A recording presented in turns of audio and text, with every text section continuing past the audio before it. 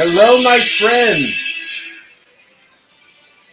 Welcome to yet another edition of Lightning Rod Collectibles Live, Purveyors of fine pop culture ephemera. Glad to be here with you all over again. You're watching episode number 459, and I am your host, Michael D. Lepine. So glad that you are able to join us today.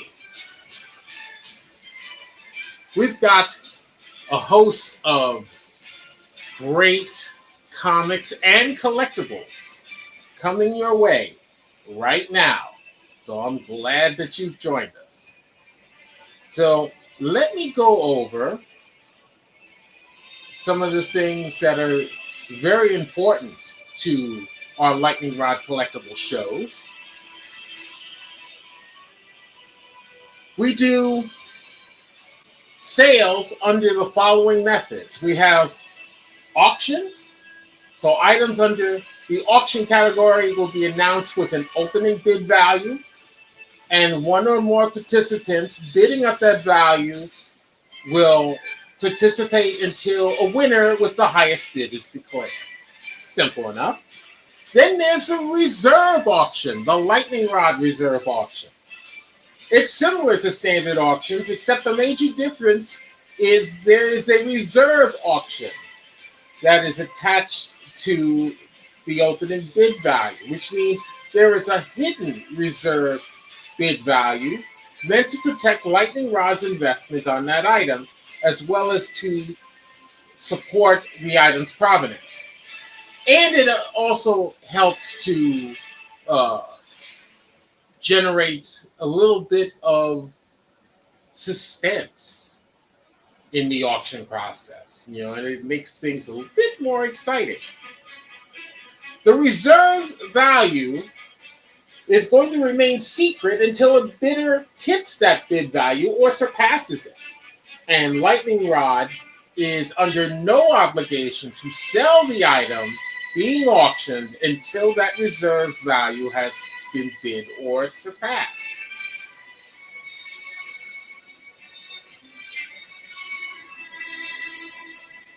So, if by auction's end the reserve value has not been met, the item in question remains unsold. So, remember, I am under no obligation to sell the item if it has not hit or surpassed the secret reserve. Once it hits, I will announce it to everybody. And then I will be obligated to sell the item at whatever the final ending bid comes up to. Then we have our buy it nows, what we call claims. There's no bidding on those items, no negotiation. There's a set price. Well, maybe there might be a little negotiation here and there. It depends on the item and how generous I'm feeling that day. But generally, there's one set price for those items. The first person to type in claim in the feed will receive the item at the announced price. And then finally, we have today's Lightning Rod special value. Now that's an awesome thing. That is similar to the claim listing. So technically, a Lightning Rod, buy it now, a Lightning Rod today's special value is a claim. But the difference being that the items under today's Lightning Rod special value are premium items that are offered to you at a substantially discounted rate. So, the only other thing you should know is you are encouraged to stockpile winning items with Lightning Rod to save on shipping, because we will ship multiple items that you win if you would like. Shipping is made via the United States Postal Service Priority Mail. If it's just comics, anywhere up to 8 comics in a package will cost you $9. Priority mail, shipped in an envelope that is going to be very sturdy and prevent bendability. If you win anywhere between 8 and 25 comics, shipping will be $17, priority mail, and it will go in either a medium or a large priority mail box.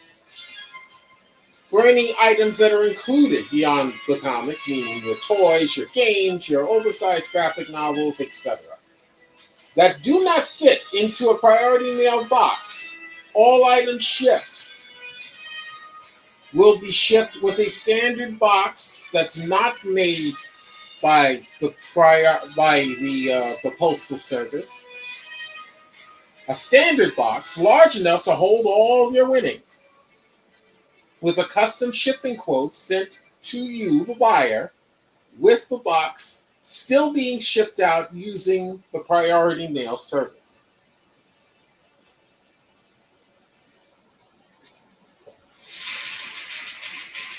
And you should know we take payments via PayPal, Square, and Apple Pay.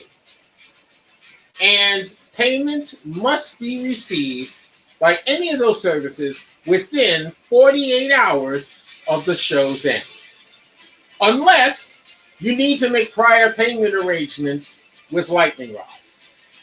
So if you have to do it that way, please let us know. We are easy to work with.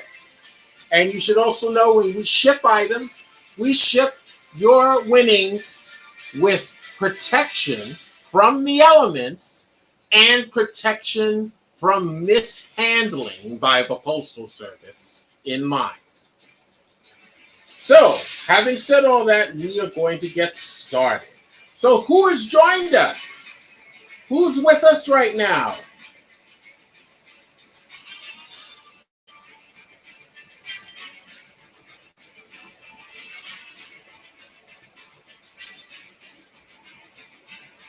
Please give us a shout out.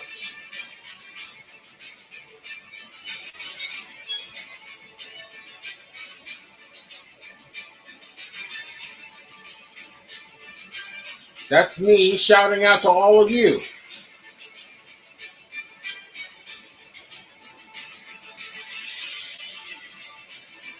So the first thing we're going to go for is these items right here.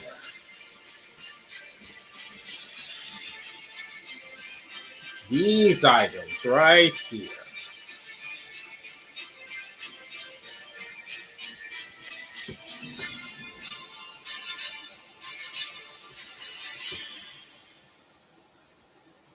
Oh, look at those. I can't wait to tell you about these.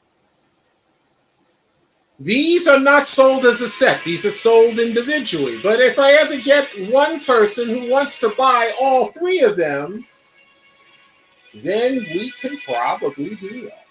So, these are Danbury Mint exclusives. They are, each one is a claim item.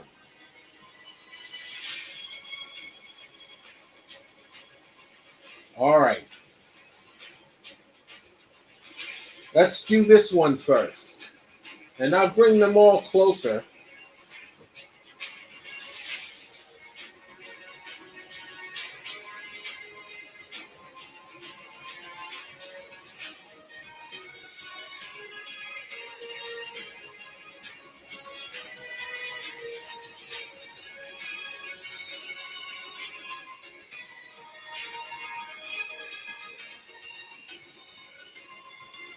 All right, here we go. This is Khan. This is Khan as we know him from that marvelous second season episode of Star Trek The Original Series. This is a modern age Danbury Mint claim item. It is the Danbury Mint Star Trek The Original Series Khan Noonien Singh collectible resin figure. He stands at 5'5" tall. He is a quality resin figurine based on the character of Khan Noonien Singh, as he appeared in the Star Trek The Original Series episode Space Seed. Manufactured in limited quantities by the Danbury Mint. This was made in 1991. Here's the base. It kind of looks like a transporter pad. The grade range on these items, especially this one, is 9.8, near mint to 9.9, mint condition. But buy it now on con is $36. $36 for this great figure.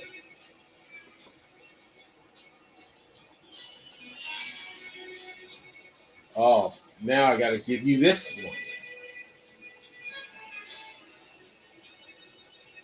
A modern age Danbury Mint claim item.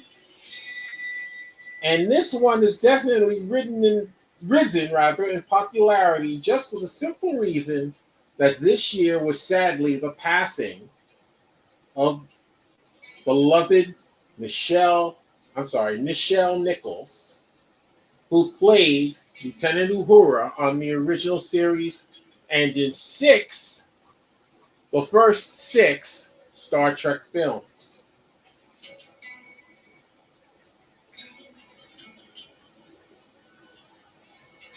This is the modern age Danbury Mint claim item. This is a buy it now item. The Danbury Mint Star Trek the original series Lieutenant Uhura collectible resin figurine. Beautiful piece. It stands at 4.25 inches tall.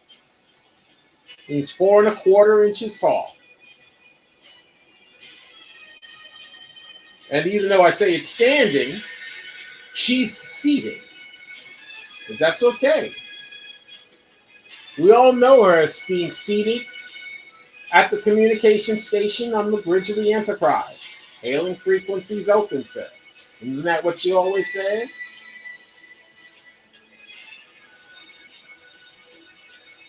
This is the USS Enterprise's bridge officer, lieutenant, and communications officer, Lieutenant Nyota Uhura, has appeared on the Star Trek the original series television show back in 1966 to 1969. It's manufactured in limited quantities by the Danbury Mint.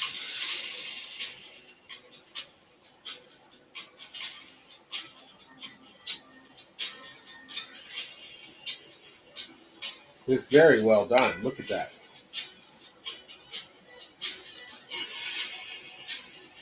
From 1991, the grade range is 9.8, near mint condition to 9.9, mint condition. The buy it now on Uhura is $44. Claim it, and it is yours for $44. And then this one. Very nice.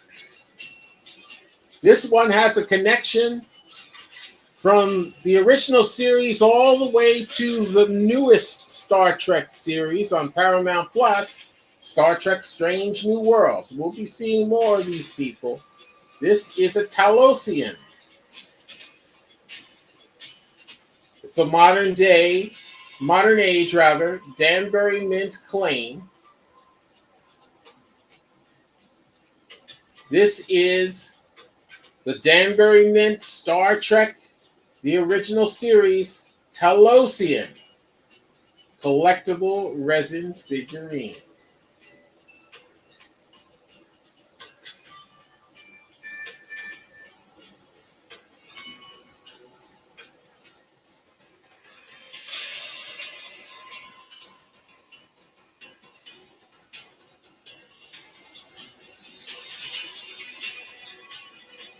This is a 5.25 inch tall resin figurine based on the Talosians. This is one of the Talosians, as they appeared on the Star Trek the original series episode, The Cage, and the Menagerie, which retells the story told in The Cage and embellishes upon it. This is manufactured in limited quantities by the Danbury Mint. From 1991, the grade range is 9.8. Near mint to 9.9 mint condition. But buy it now on this wonderful figurine is $32. Claim it and it is yours for $32.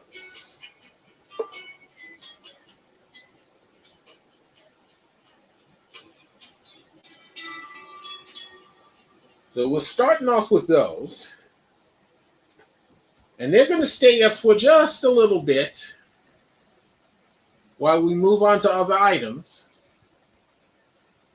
Remember, and this is important, we are going to move on to other items, which means we'll be taking away items and adding items on. Just so you know, anything that we have to take away because it has not sold, it still happens to be available, whatever it is.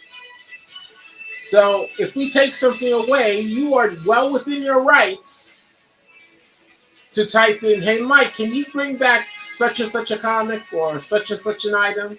I was thinking about it. Maybe I'd like to put in a bid, or maybe I'd like to claim it. So you are well within your rights to ask that, and I would be more than happy to bring such an item back to the forefront of the camera.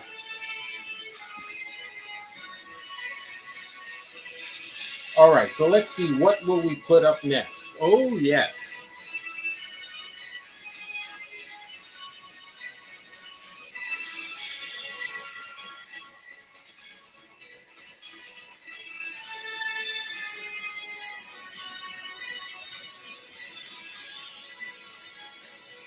All right.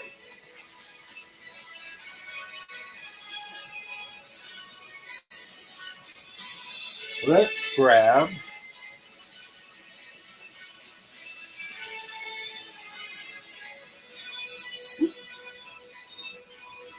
sorry for partially blocking the camera.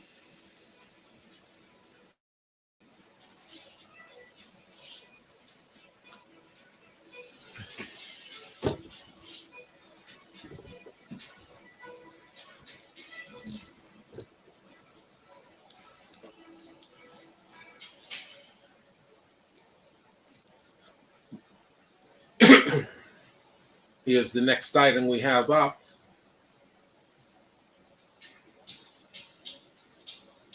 This is a reserve auction item.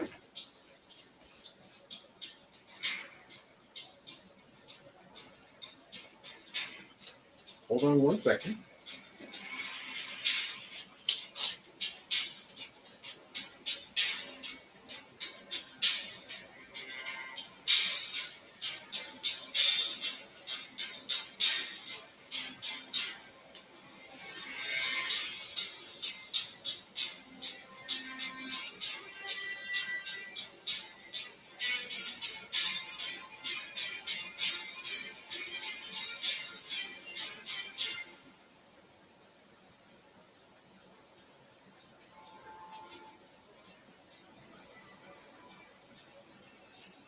All right. Sorry about that.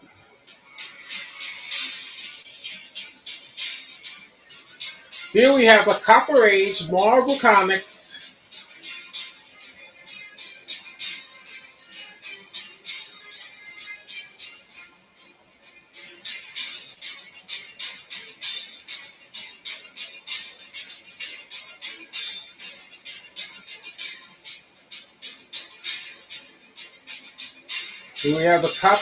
Marvel Comics reserve auction item. This is Fantastic Four, Volume 1. number 347. Fantastic Flora, Volume 1, number 347. This is a great issue. Direct edition, because there's no barcode on the cover. This was sold in a comic book specialty store.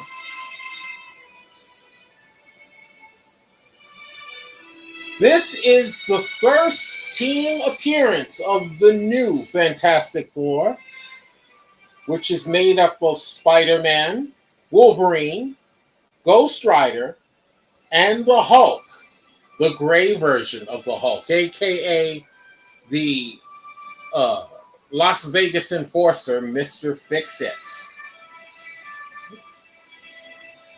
There is an appearance by the Mole Man and the Skrulls in this issue. Now, I'm bringing it close so you can see it. It is signed. Can you see that? That is artist Arthur Adams' signature. Signed by Arthur Adams. He is the penciler of the cover and the entire issue. And we also have, where is it? There it is. That's the signature of Art Tybert, who is the inker on this issue. Signed by two great creators. And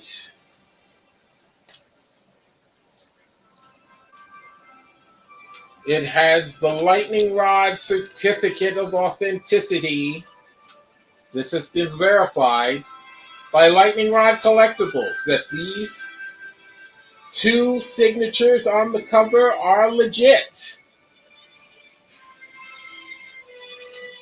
So you get a COA attached to it.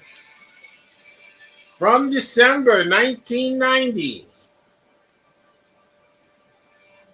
The grade range on this issue is 9.0, which is very fine near mint.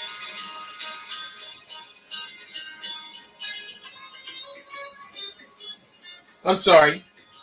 It is 8.0, very fine, to 8.5, very fine plus condition. Sorry, I was reading the wrong thing. 8.0, very fine, to 8.5, very fine plus condition. The opening bid, as is with all reserve item opening bids, is $1. Now, I guarantee you, this book will not sell at $1. It has a reserve price on it. In order to hit the reserve price, you must bid higher. Once you bid higher, if it is not the reserve that you've met, I will respectfully say, thank you for your bid. Your reserve has not yet been met. And then the ball will be in your court. If you want to continue on, you place a higher bid. And this keeps happening between you and your opponents until somebody hits or passes the reserve. Then I am under obligation to sell the book to whoever the winner turns out to be. No matter how much higher the bid may close. Whoops!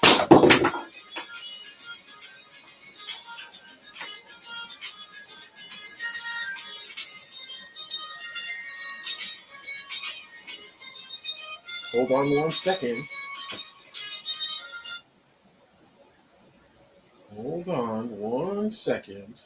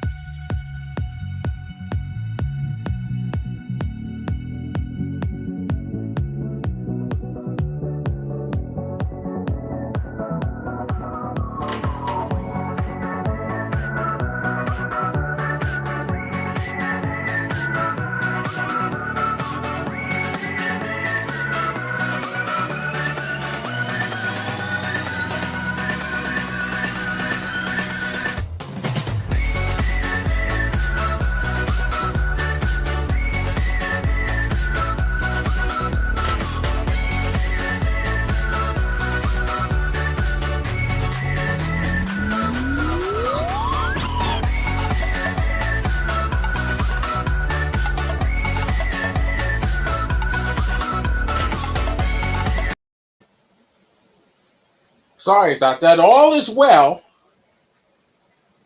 The figure is fine. I do have cushions at the bottom.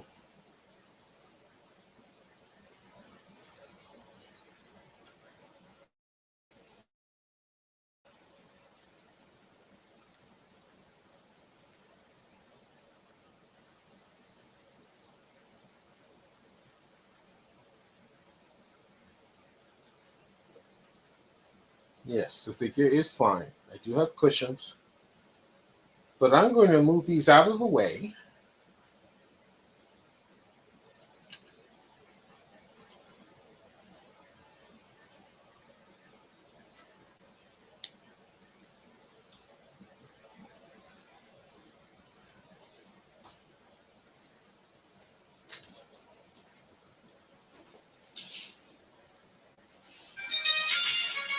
All right, sorry about that.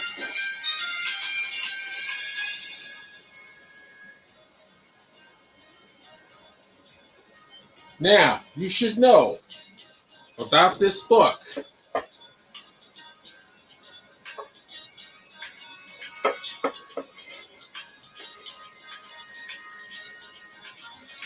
You can probably tell there's a book behind it, and there's a reason for that.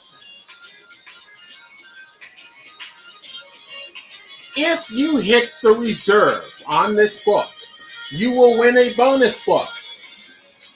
The bonus book happens to be New Fantastic Four #1, which features a new story of the new Fantastic Four. The grade range on this issue is 9.8 near mint to 9.9 mint condition.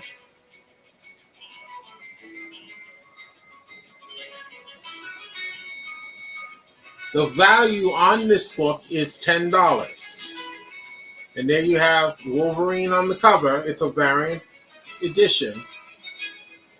That's drawn by the same artist of the original issue,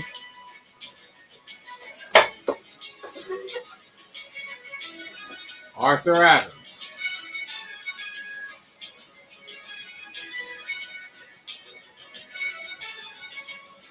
You get both of these great books if you hit the reserve on this one.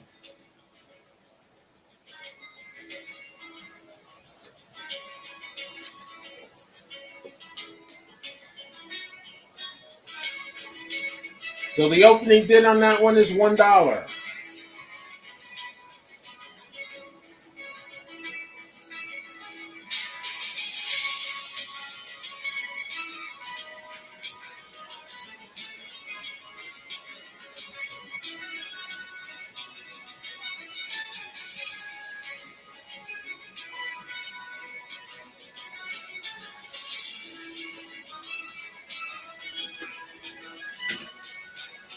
Okay, ready for the next book.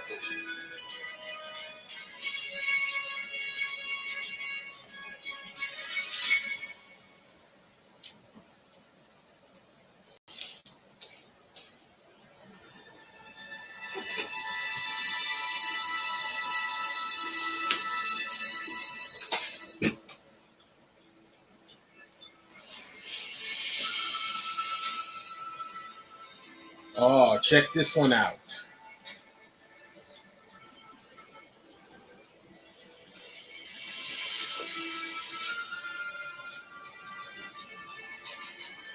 This is our first today's Lightning Rod special value item.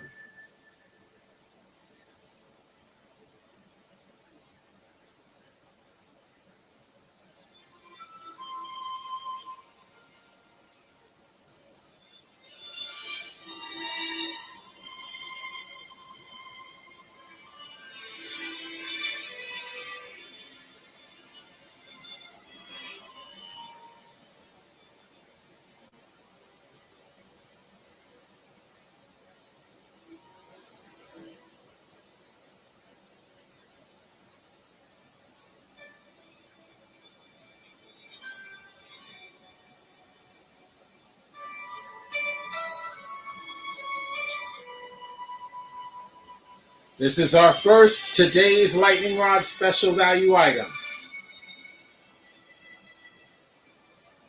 A Silver Age DC Comics claim item. It is Batman, Volume 1, number 166. Batman Volume 1, number 166. This is a Silver Age Batman issue with a classic cover.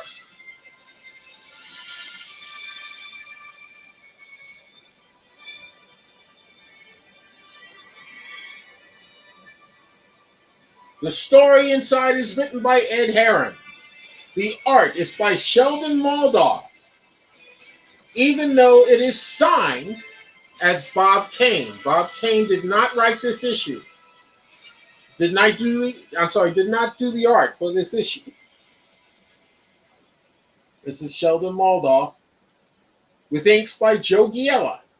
The cover is by Carmine Infantino with inks by Joe Giella.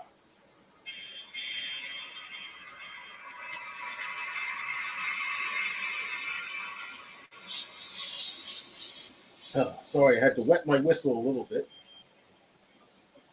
Classic Batman cover. This came out in September of 1964.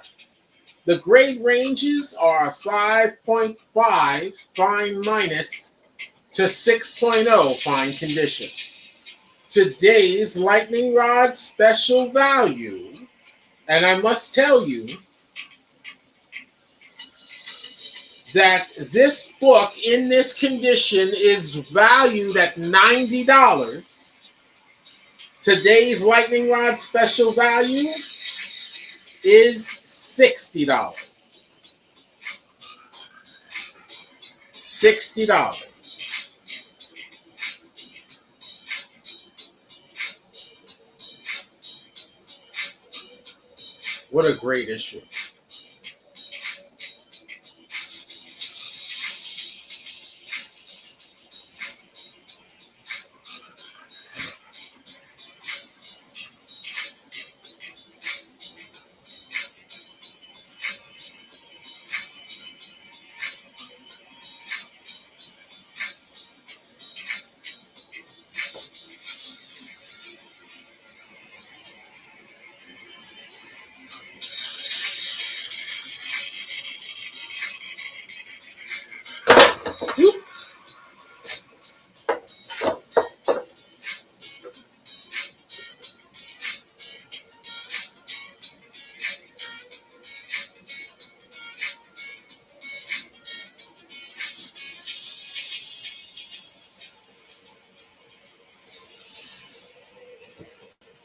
Here comes the next book.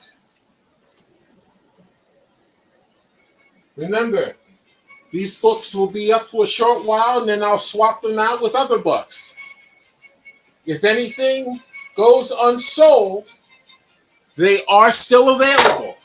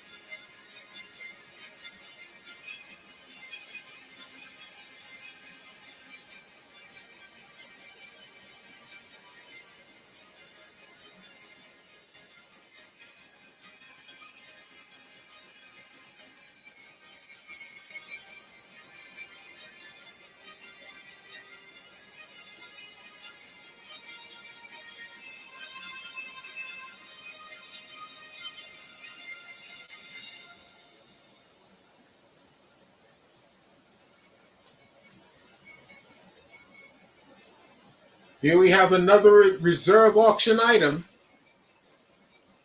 Another great book.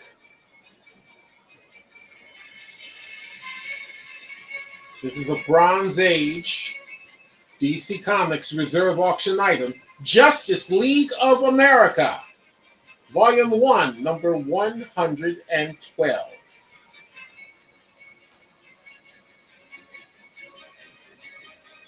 Stories inside are by Len Wein, Martin Pasco, Mort Weisinger, Bill Finger, Julius Schwartz, and Gardner Fox. The art is by Dick Dillon and Dick Giordano. That's the main story. But the backup story is drawn by Mike Sikowski, Carmine Infantino, Bernard Sachs, Joe Giella, Sid Green, and various others. The cover is by Nick Cardy.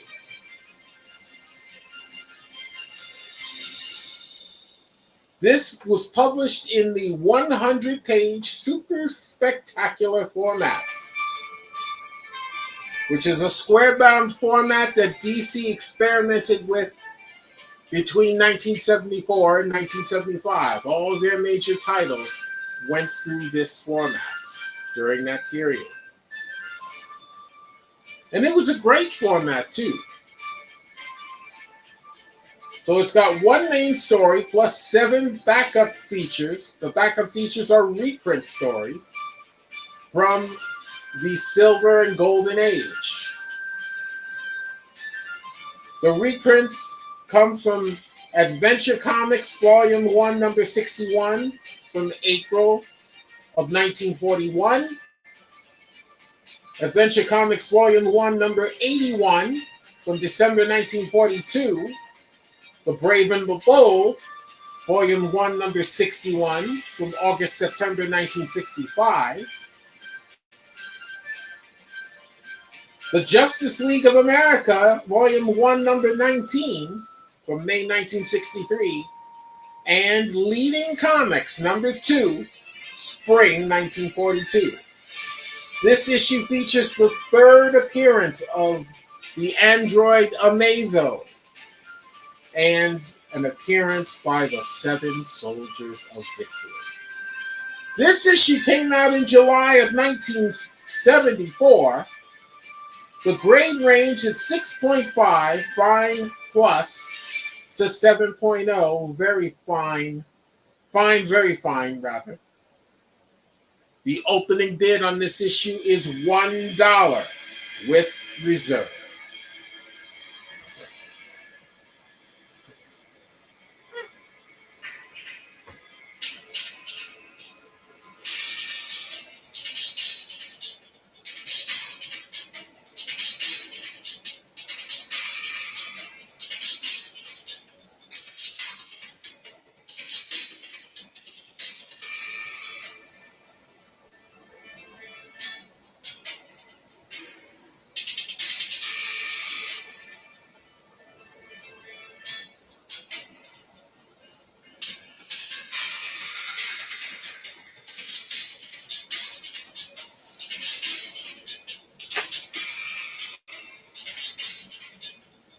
All right, let's see what the next book is.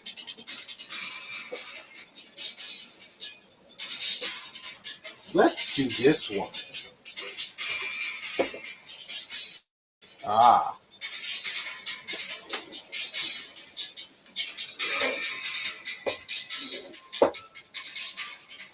How about this one? We've got a slab from CGC.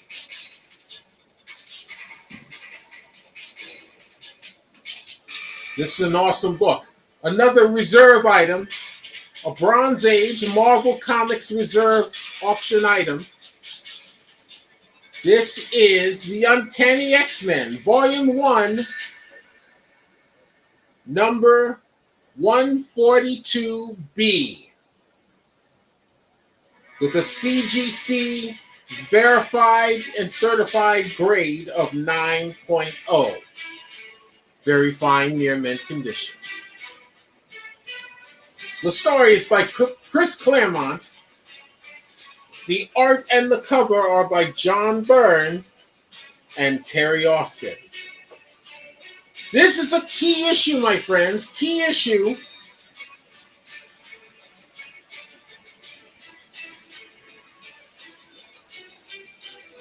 This concludes the Days of Future Past storyline.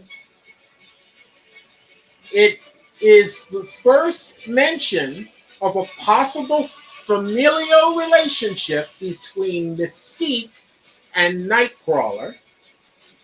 It is the second appearance and the death of the alternate future versions of Wolverine, Storm, and Colossus. It is the fourth appearance of Senator Robert Kelly, and it features an appearance by the Sentinels and the Brotherhood of Evil Mutants. From February 1981, this is a CGC certified 9.0, very fine near mid grade.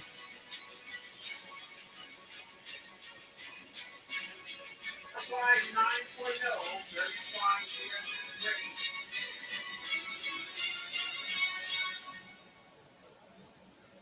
This book is awesome.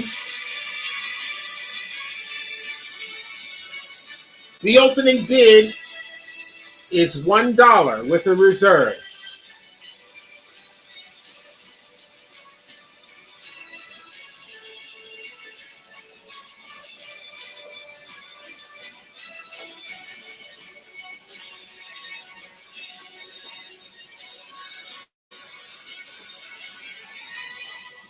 There's the back.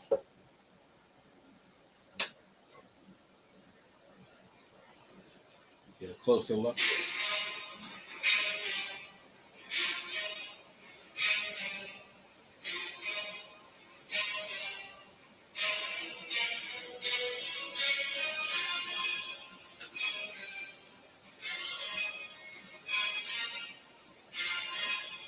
All right, let's see what's next.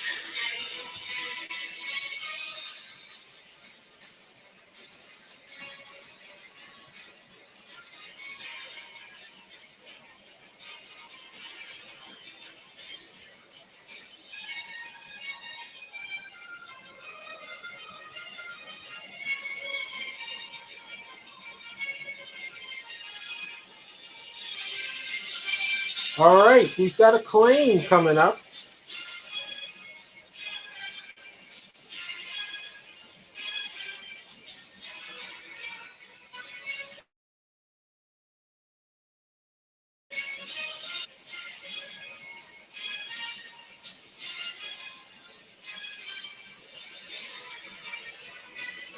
And it's this puppy right here.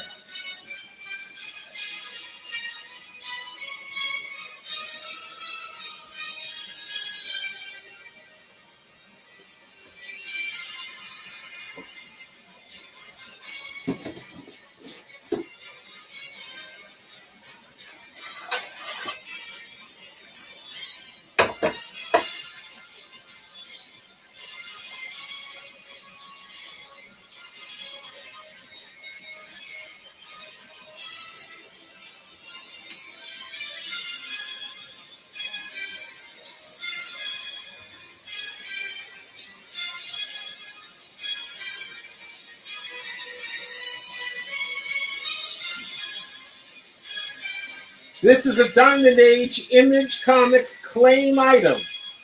Spawn.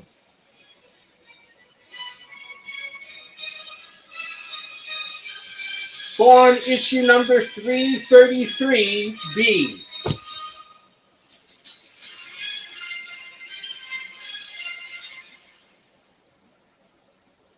This is another great issue. Story by Todd McFarlane and Rory McConville. Art and variant cover by Carlo Barberi. This is a direct edition title. It is a Virgin variant cover. What does a Virgin variant cover mean? For those of you that don't know, a Virgin variant cover is a cover that has just the illustration on it. There's no writing on it of any kind. No logo, no trade dress information, No Image Comics logo, no pricing information, no barcode, nothing. Just the illustration. That is a Virgin variant cover. Wow, look at that. Great issue. And this issue features appearances by Sin, formerly known as Cogliostro, if you follow the book, Haunt, and Overkill.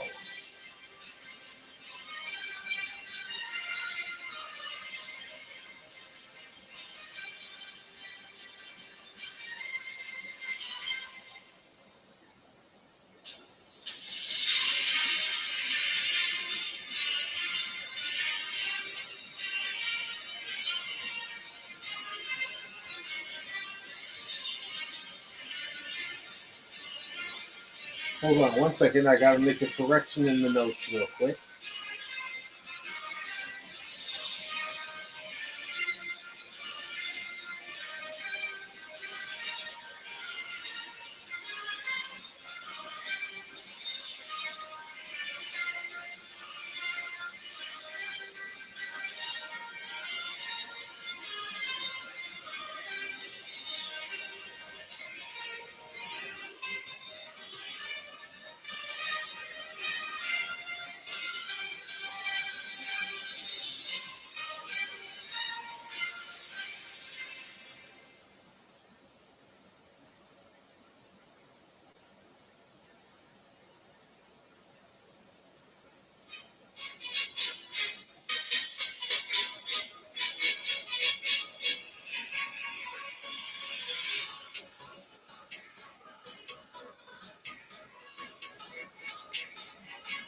Oh, you missed a few things. Not much. Hold on.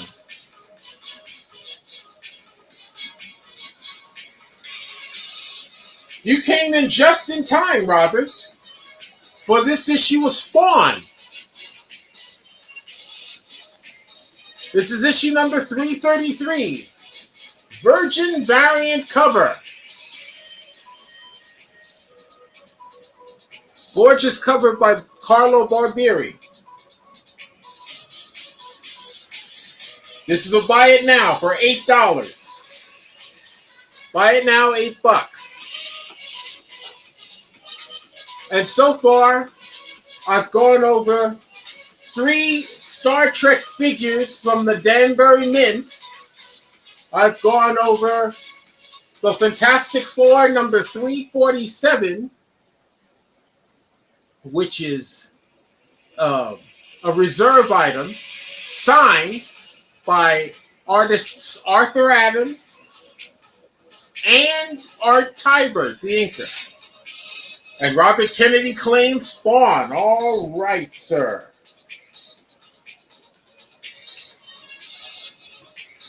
And I went over everything in the top row, the Fantastic Four. Batman, which is a classic from September 1964. Batman number 166. And from the Bronze Age, Justice League number 112. A 100-page spectacular featuring the villainy of Amazo and featuring a backup story from the Golden Age of the 7 Soldiers of Victory.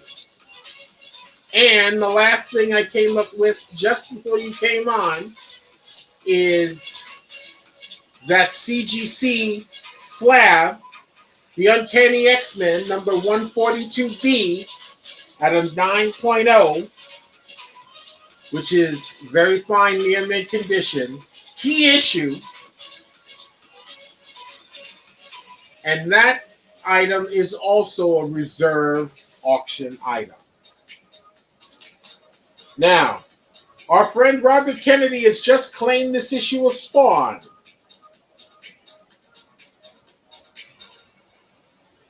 So, let me write down his name on this poster.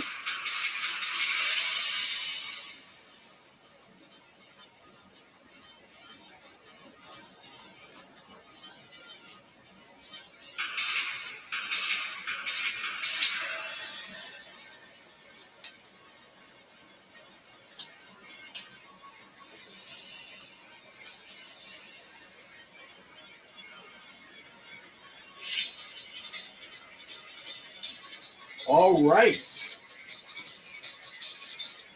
Let me give you your props.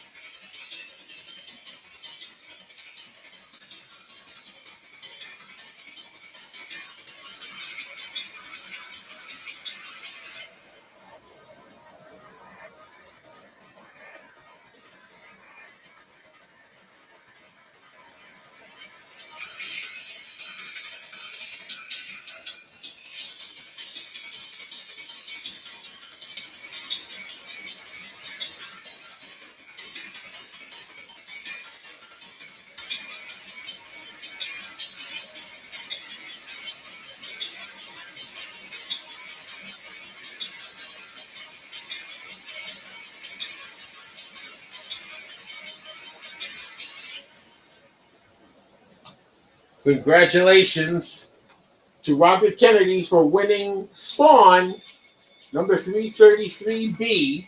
It should say 333. 333. It should say 333B. It says 333 for $8. Congratulations, that is awesome.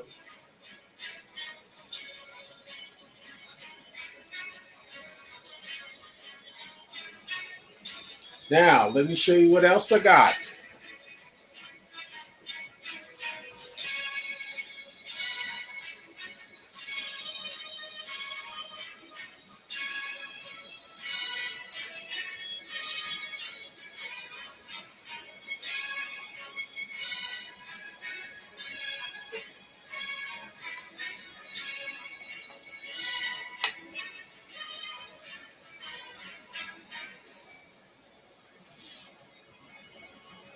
This is awesome. This is a Diamond Age Dark Horse Comics claim item. It is the Hellboy illustrated coaster set. The Hellboy illustrated coaster set. I will bring that close to the camera so that you can watch.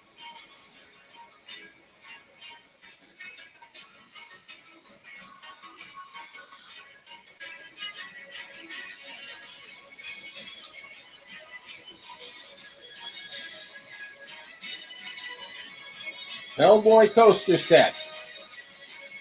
The art is by creator Mike Mignola. There are 4 full-color coasters inside this tin, which you can see is factory sealed. That's what they look like. Packaged in a factory sealed circular tin case. This came out in June 2004. The grade range is 9.9 mint to 10.0 gem mint condition.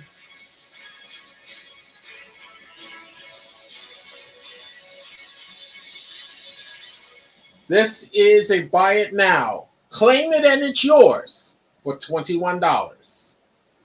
Claim this and it is yours for $21. Mike Mignola's Hellboy illustrated coaster set.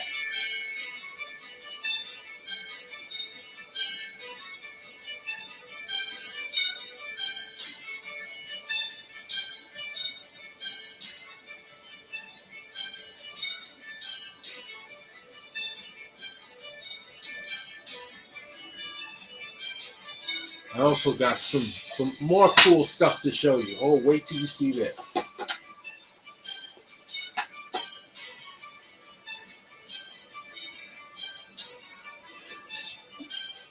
I need my steps for this.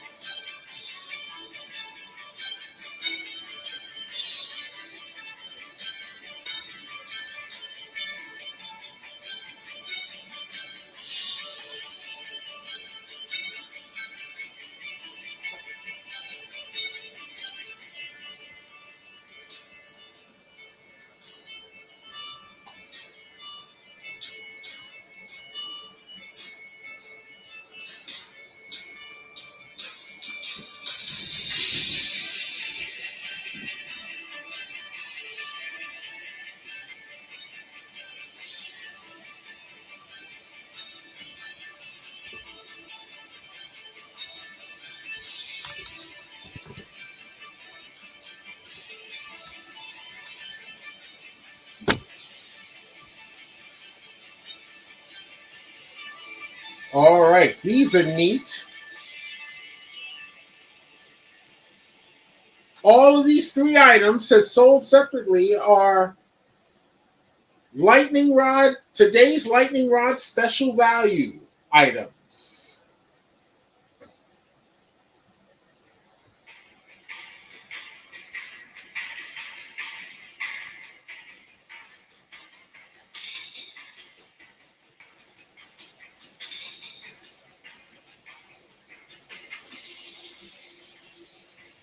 We're going to go with the first one.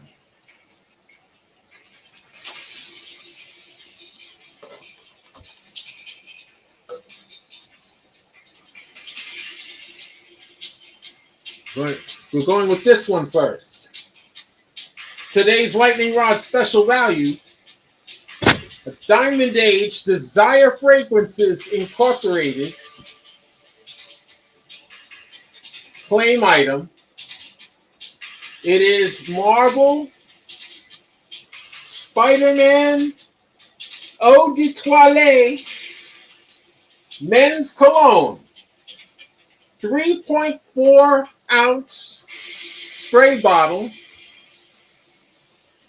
As you can see, factory sealed.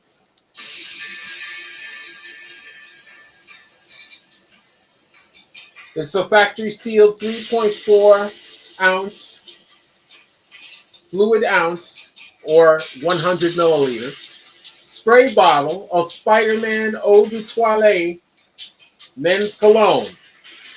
The scent is a youthful men's fragrance with floral notes. Produced by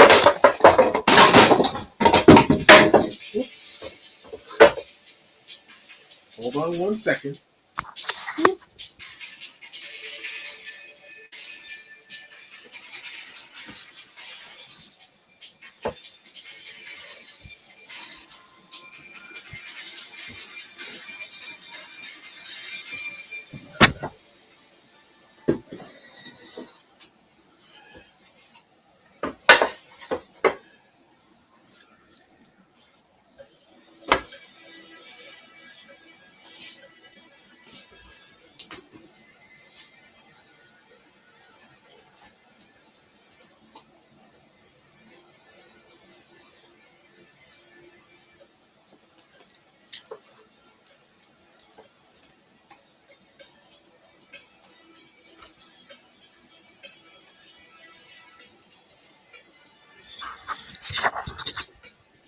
All right, everything is cool.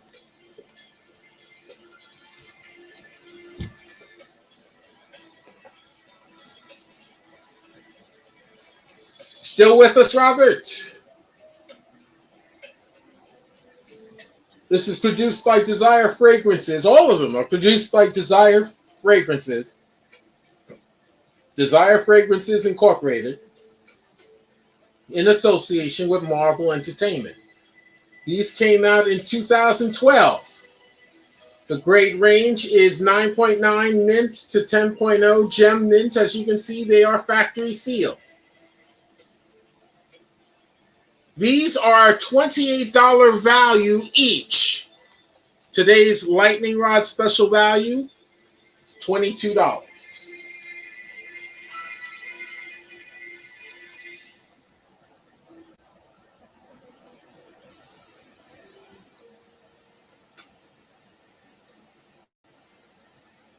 Let's do the middle one.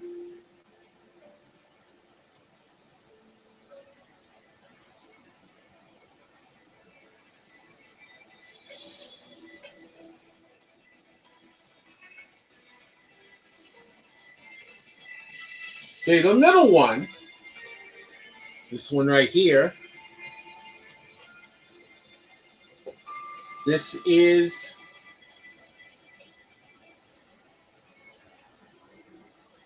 today's lightning rod special value. It's not all black if you look closely. I can show it to you in the light. There you go. You can see it now. You can see his face there. Today's lightning rod special value, a Diamond Age Desire Fragrances Inc.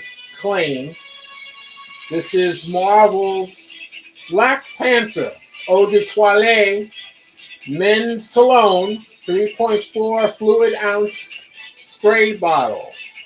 Factory sealed. 3.4 fluid ounces or 100 milliliters. This spray bottle of Black Panther Eau de Toilette Men's Cologne. The scent is a men's fragrance with notes of musk, lavender, juniper, sandalwood, and cedar. And out of the three, this one smells the nicest. This one is awesome.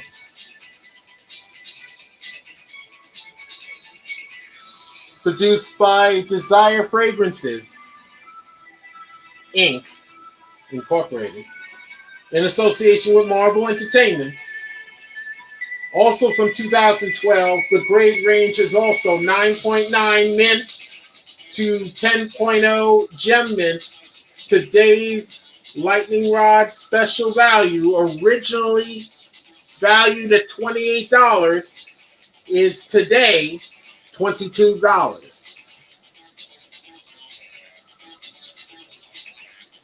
And then there's the last one.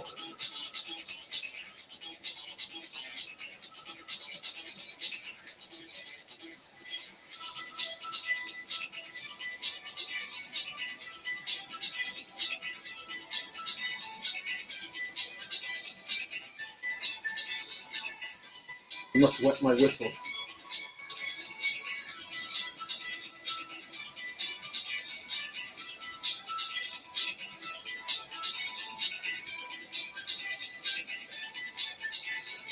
Today's lightning rod special value. Another Diamond Age Desire Fragrances Inc. claim, which is this one.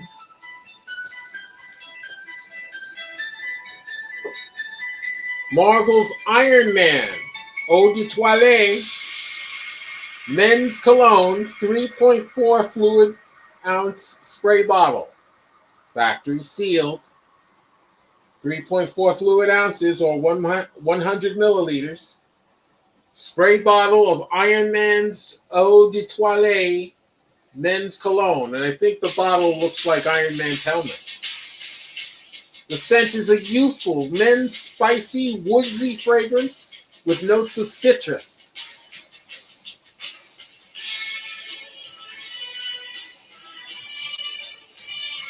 Produced by Desire Fragrances Incorporated in association with Marvel Entertainment.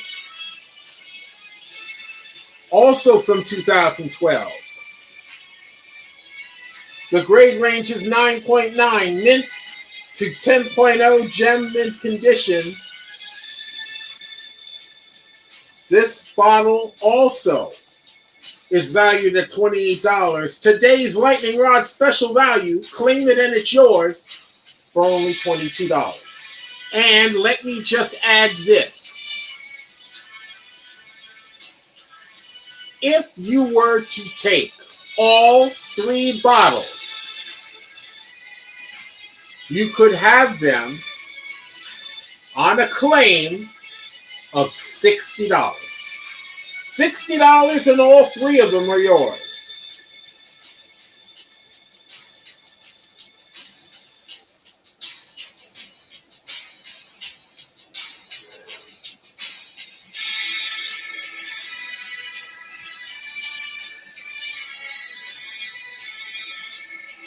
All right, we're going to move on.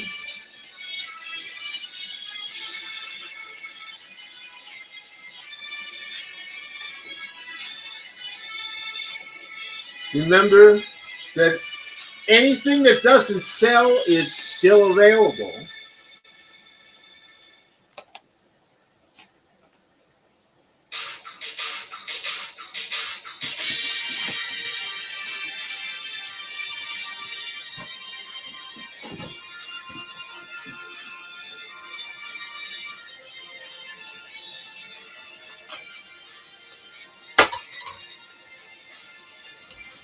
Lazy Susan.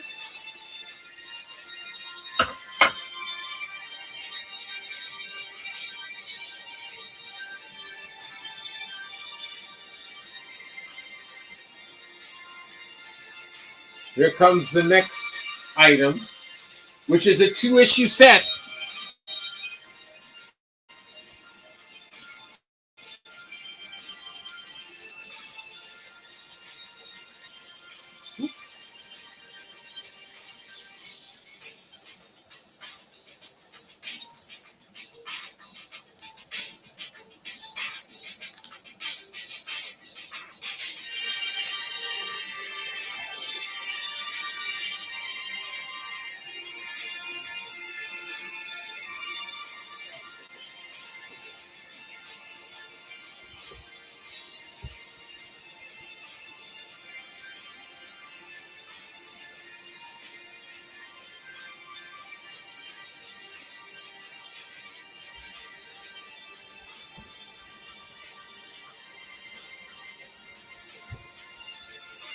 Ah, now look at that. It's a Diamond Age Marvel Comics auction set.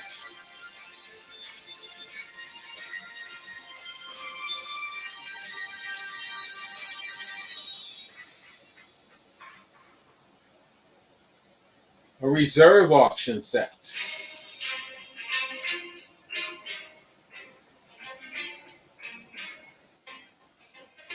This is a reserve auction set.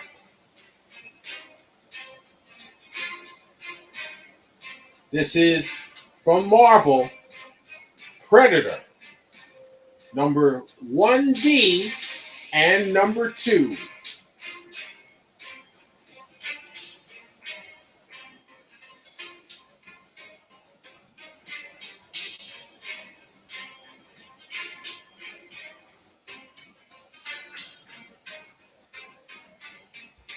Diamond Age Marvel Reserve Auction Set. Predator, number 1B and number 2. These are the first and second issues of the Predator series, which is brand new at Marvel. Marvel having recently acquired this and the Alien franchise. This first issue is a David Finch launch variant cover. If you notice, he's got Iron Man's helmet in his hand.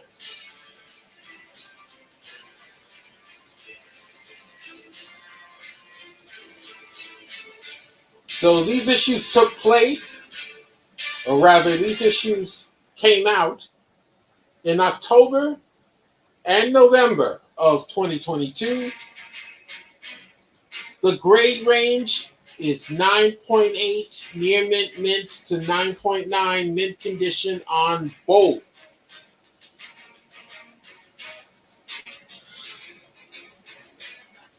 The opening bid on the set is $1.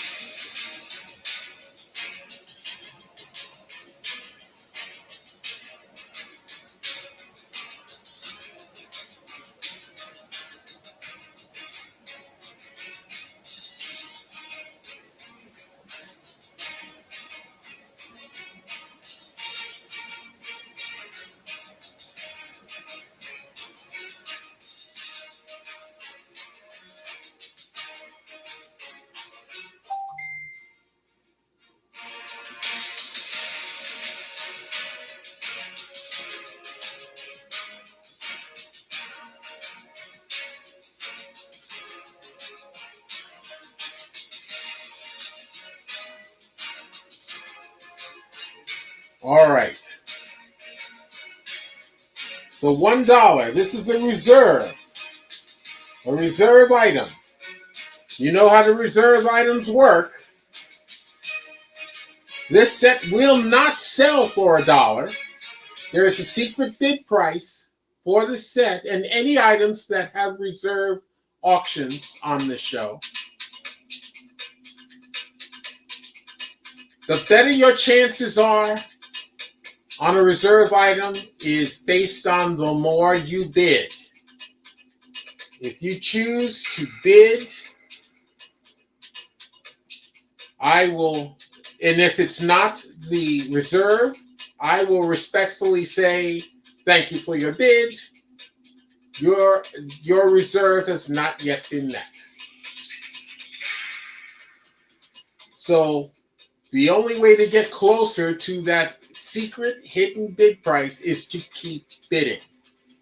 I will announce when someone has either hit that reserve bid or has surpassed it. And then I am under obligation to sell the item for whatever the winning bid turns out to be.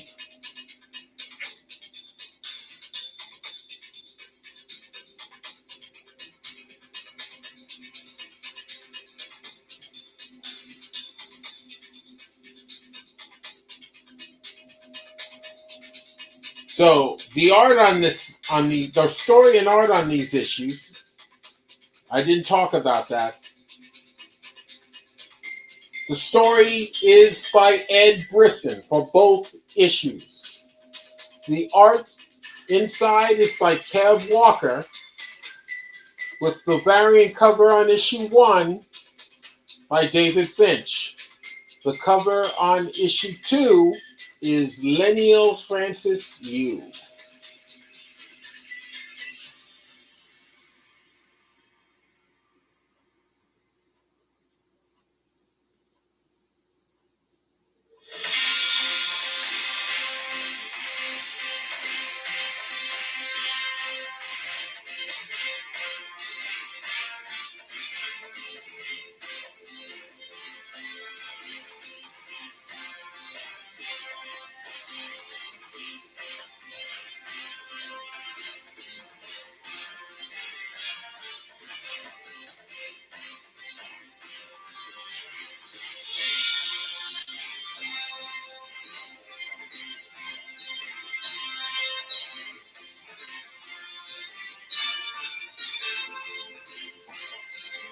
All right, here comes the next book.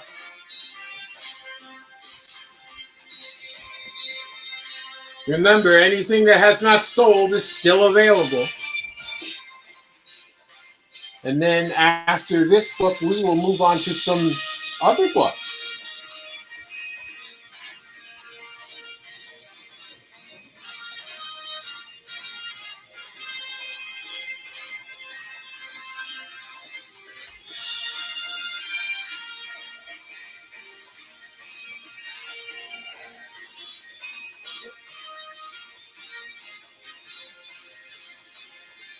All right, this book is a little bit different.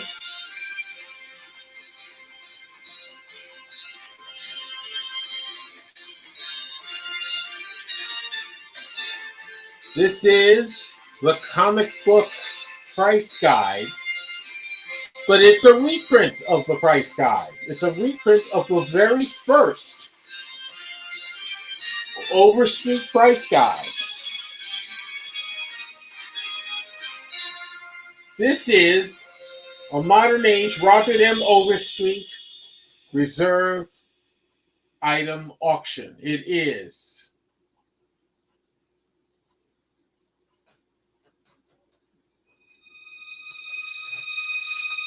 known as Overstreet's Giveaway Gimmick, issue number 2.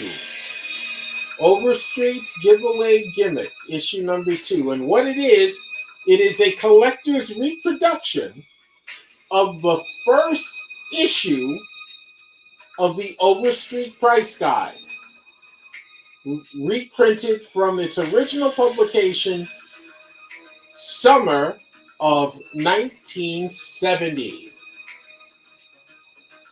Can you imagine this is what the first price guide looked like?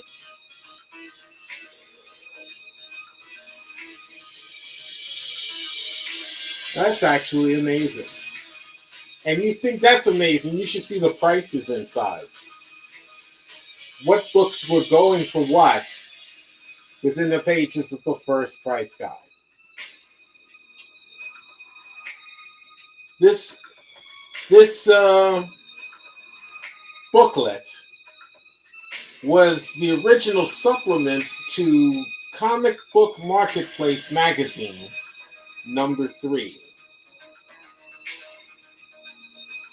This reprint was published in July of 1993. The grade range on this issue is 9.6 near mint plus to 9.8 near mint condition.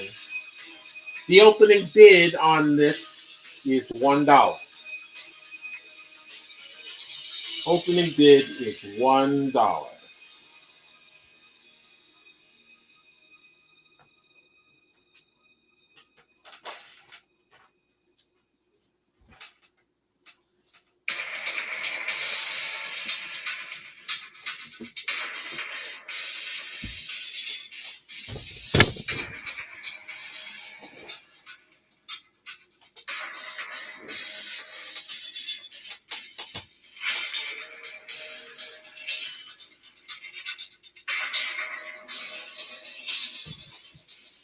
All right.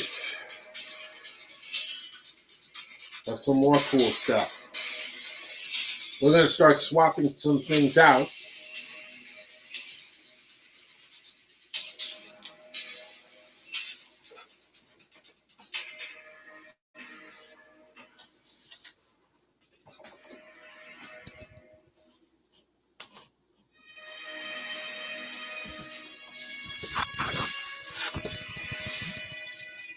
Sorry about that. We'll swap this out. And we'll swap that man out. And we'll swap Justice League out in its place. We'll start with this one. The Avengers. Savage Avengers.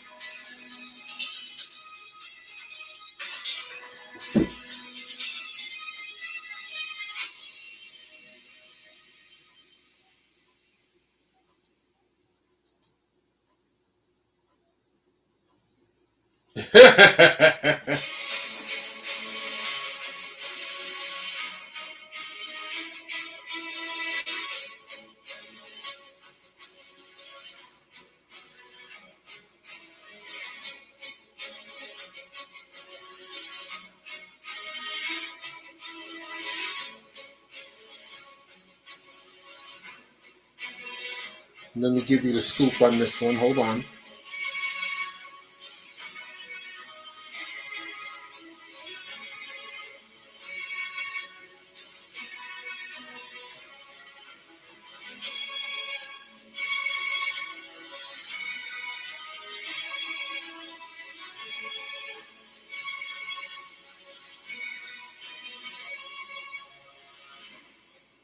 This is a modern age Image Comics claim item.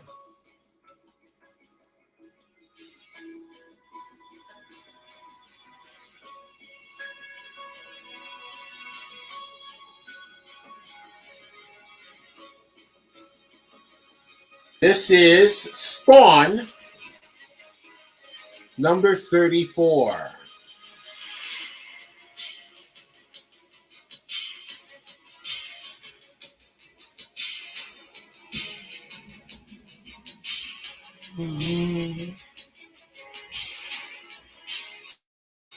Spawn number 34.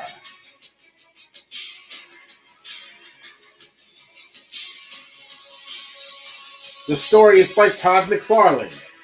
The art and the cover are by Greg Capullo, with inks by Todd McFarlane. This is a direct edition issue. There are appearances in this issue by Malebolgia, Violator, and the Detective Sam and Twitch. From August 1995. The grade range on this issue is 9.0, very fine, minus, no, I'm sorry, 9.0, very fine near mint. You know, my eyes Slowed up on me for a second there. And 9.2 near mid minus. And Robert Kennedy just claimed this issue.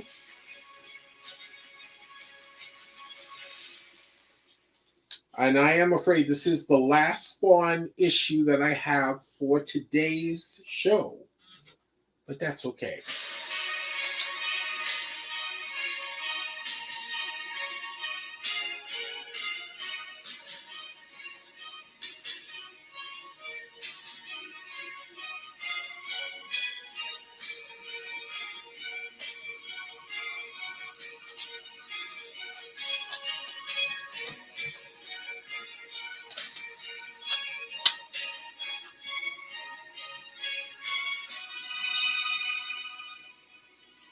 All right, let's give Robert his props on that.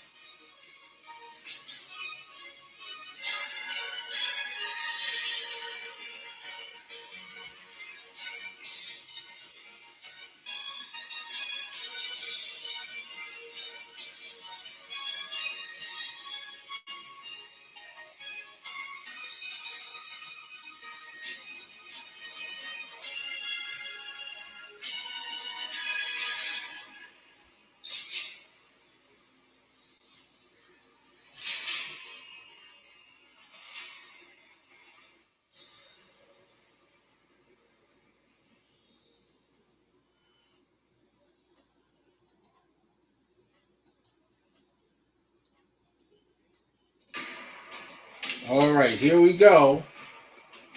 Thank you, Robert. Congratulations go out to you for winning Spawn number 34 at $12. Awesome sauce.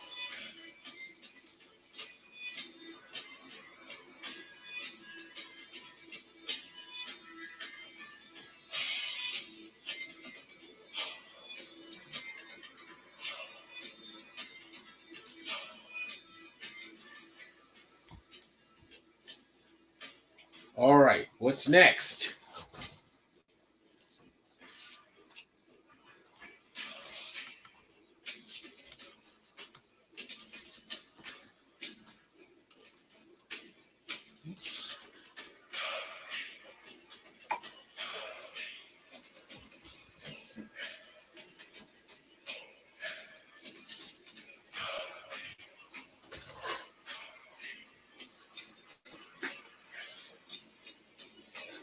This is a fun issue. Whole lot of fun.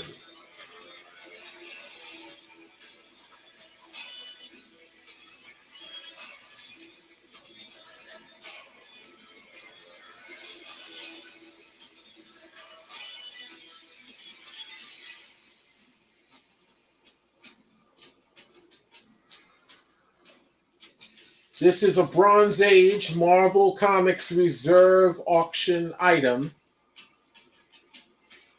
Remember, all our reserve auctions begin at $1 with a hidden reserve.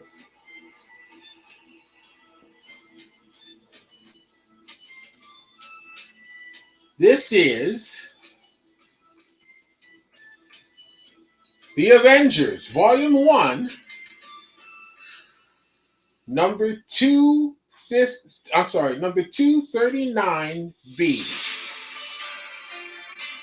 Number 239B of The Avengers. The story is by Roger Stern. The art and cover are by Al Milgrom, with inks by Joe Sinnott. It is a director's edition copy.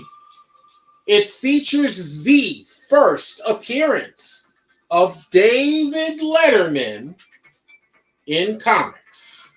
First time David Letterman has ever appeared in a comic, and this is it. This is a fun issue.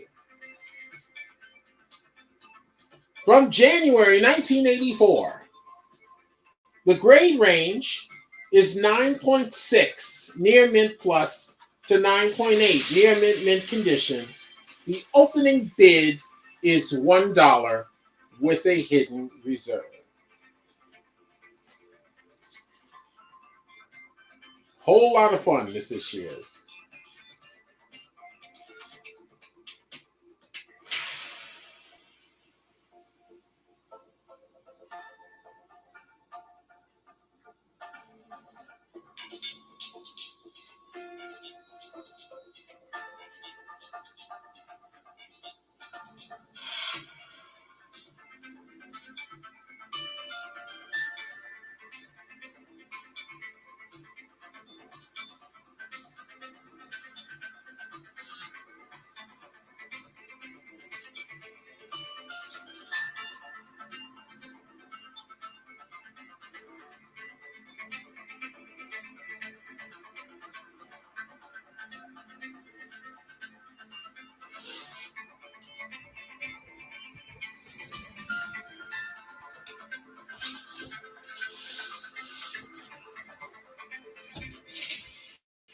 Okay, let's move on to the next one.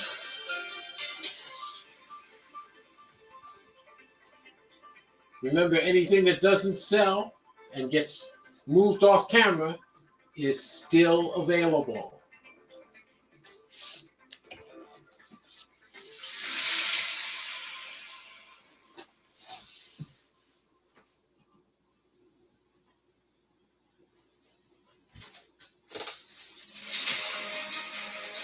Oh, while I'm at it, I'm going to swap out that CGC slab of the Uncanny X-Men 142B.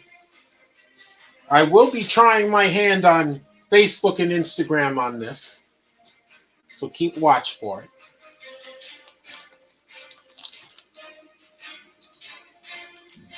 In the meantime, I'll put that there.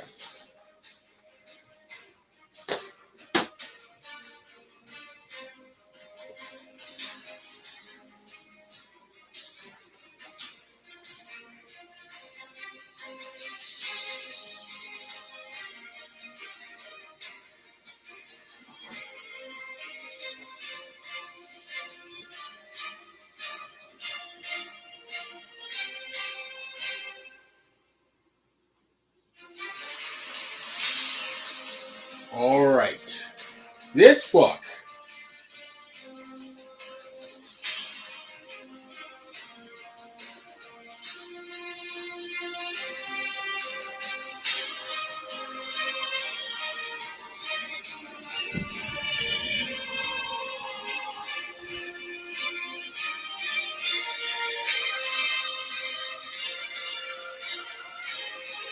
This is a Diamond Age Marvel Comics auction item. This is not a reserve auction, it's just a standard auction. This is Savage Avengers, Volume 2, Number 5. Savage Avengers, Volume 2, Number 5. This is the book that has Conan the Barbarian as a member of the team.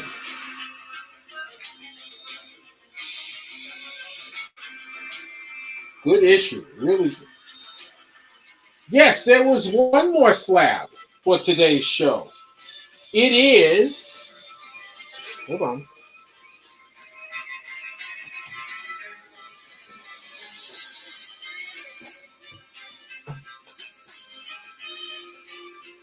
It is Avengers number 41, which came out in March of 2021. It's got a Alien versus Marvel variant cover, a gorgeous cover featuring an alien xenomorph fighting the Black Panther by Lepine Francis Yu, and it is a 9.8. If you're interested, I can bring that out next.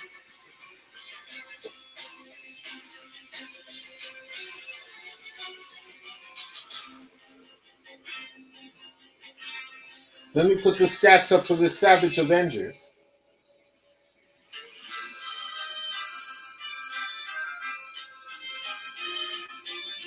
This is a Diamond Age Marvel Comics auction item, Savage Avengers Volume 2, number 5. You know, I didn't even realize at first that they had went into a second volume. The story is by, yes, you would like to see it. All right, that's coming up next.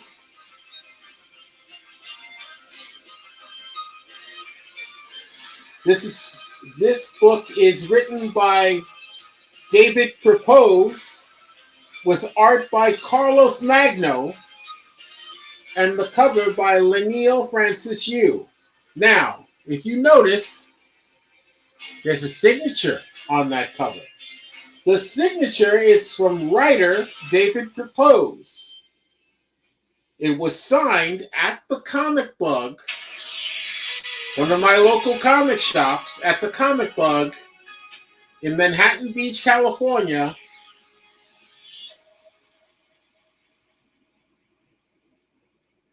And that was on the 14th of September of this year. And I have to tell you, since it's got a signature, Lightning Rod Collectibles has a certificate of authenticity for it. It says, Lightning Rod Collectibles has issued this certificate to authenticate that this comic book issue, Savage Avengers Volume 2, Number 5, has been signed by the issue's writer, David Purveyors, and that this signature has been witnessed by the staff of the Comic Bug on Wednesday, September 14th, 2022, and verified by Lightning Rod Collectibles, with yours truly's signature on the COA. Great issue. And it is a milestone issue in one sense. This issue is the final appearance of Conan the Barbarian in the pages of Savage Avengers. And I might add, it's probably going to be a long time before you see any new Conan appearances going forward at Marvel. Because Marvel no longer has the license for Conan the Barbarian.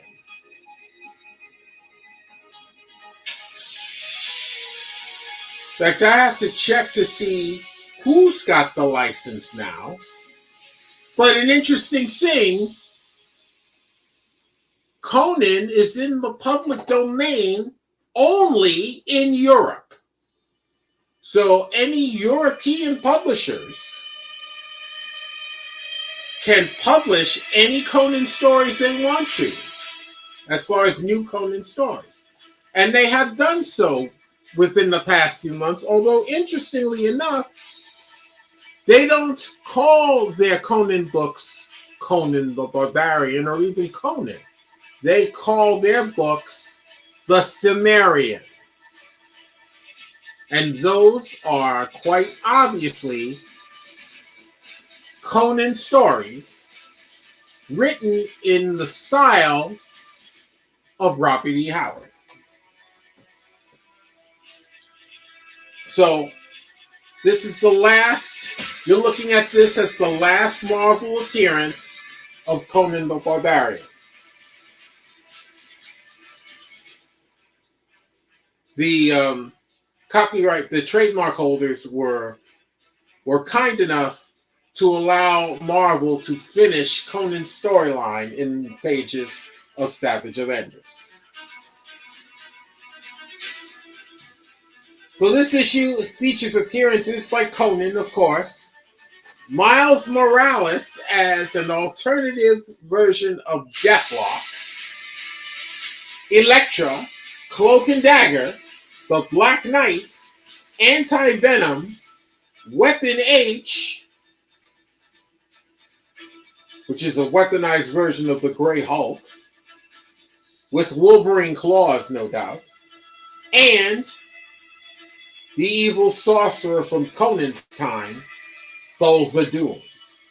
Technically, Thulsa Doom is a time traveler and long-lived. He really comes from King Cole's time, which is centuries before Conan. This issue came out in November 2022. The grade range is 9.8, near mint to 9.9, mint condition. The opening bid on Savage Avengers Volume 2, Number 5 is $15.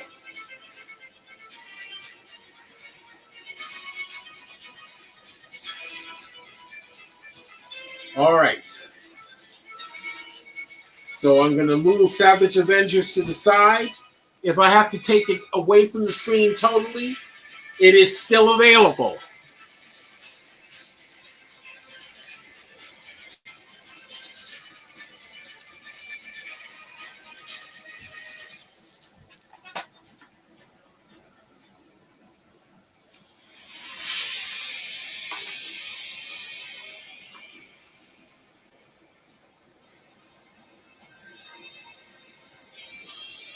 All right, I have to pull the camera back a little bit for this one.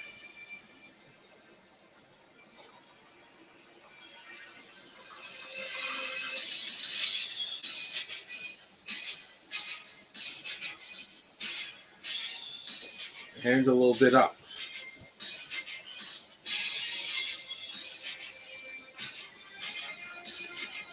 All right, Robert, this is it. Let me get to the stats. I'm glad you mentioned this because this was near the end of the show, the way I had scheduled it.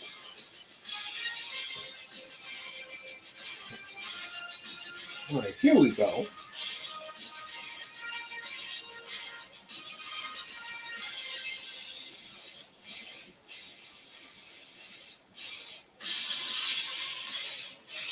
This is a standard auction, not a reserve.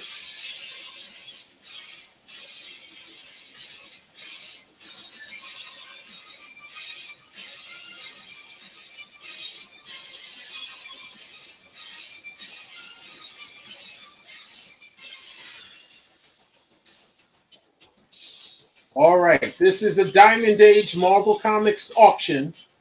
It is the Avengers, Volume 8, number 41B, CGC 9.8.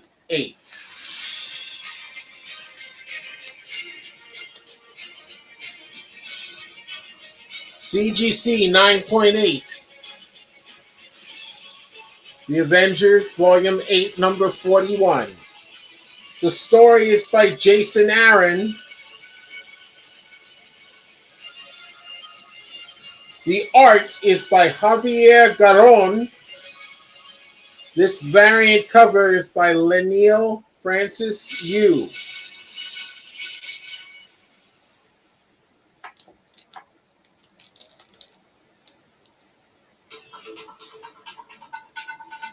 This is a direct edition copy.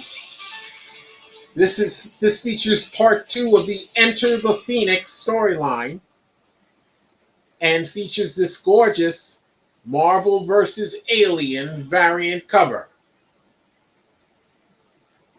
where the King of Wakanda fights for his life against the Xenomorphs. This came out in March of 2021. The grade is CGC certified 9.8, near mint condition. The opening bid on this issue is $50. So, Robert, are you interested in this book?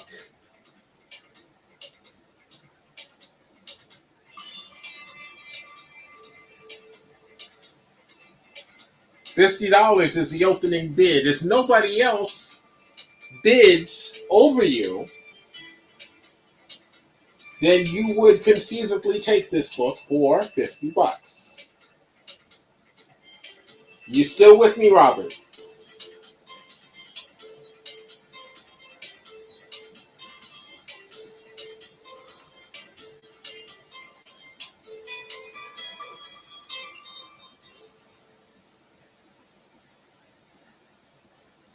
Thinking about it. Yes, indeedy.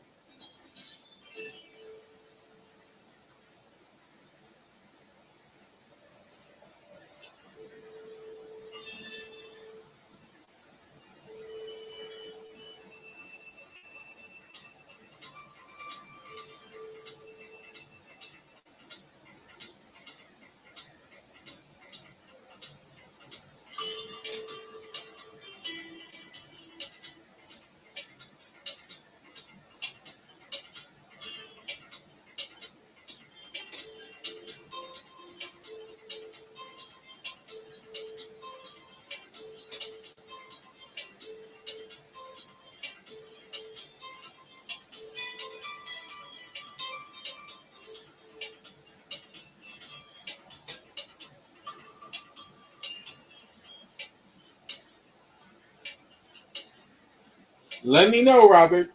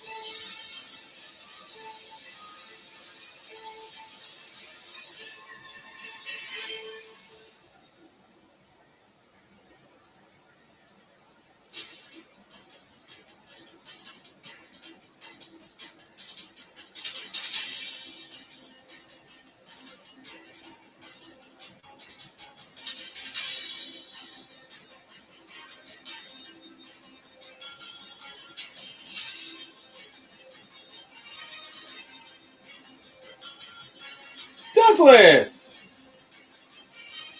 What is the Superman top right? That's a set of 4 issues.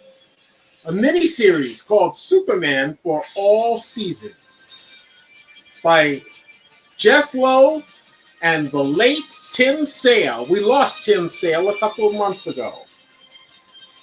Douglas, how are you? I'll bring up Superman for All Seasons in just a moment.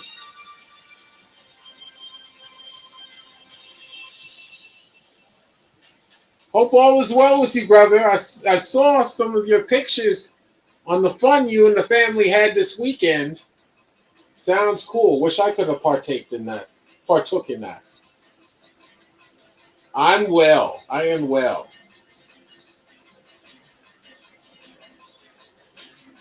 I am well. Douglas, can you hear me?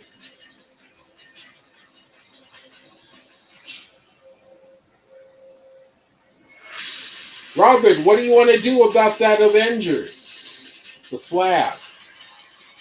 Do you want it?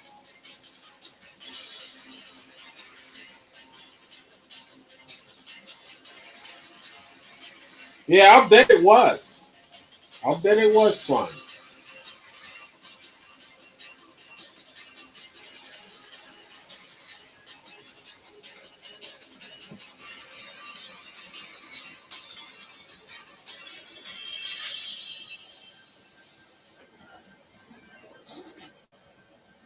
All right, here, let's do this.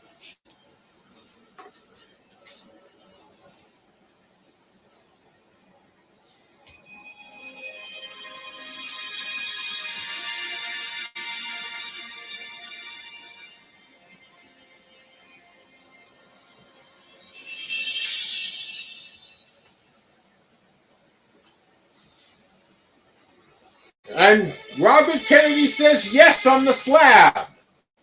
All right. Thank you, good sir.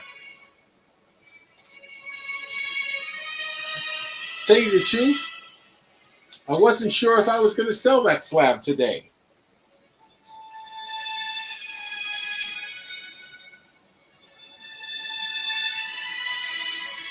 I did have higher hopes of selling the Uncanny X-Men 142 slab, which, by the way, Douglas, you missed in case you were interested in it. I could bring it back. Just let me know.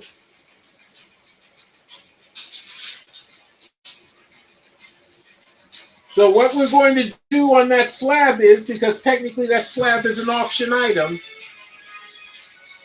I'm going to say $50 going once, $50 going twice. Sold. $50 for Avengers Volume 8, number 41. Number 41B, actually. A 9.8 CGC slab.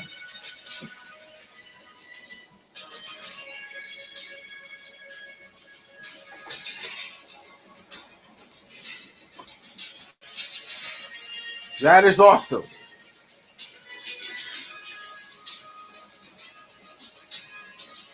Thank you, thank you. Let me put in your props.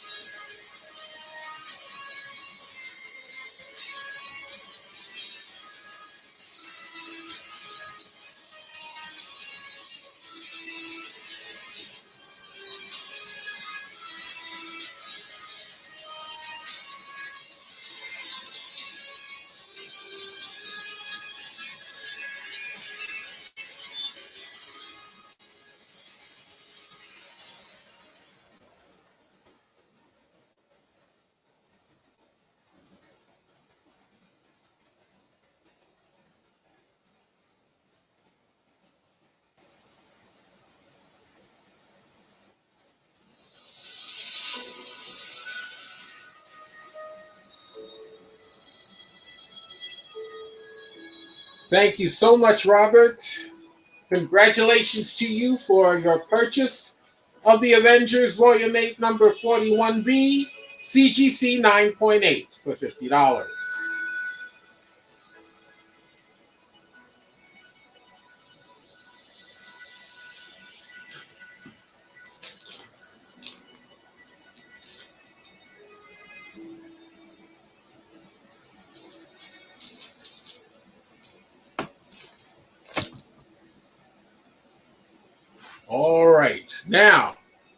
what we have in front of us right now.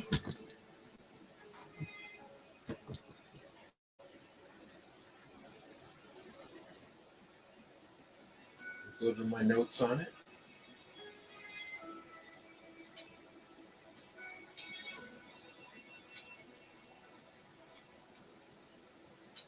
This is a today's lightning rod special value item. It is a modern age DC Comics claim set.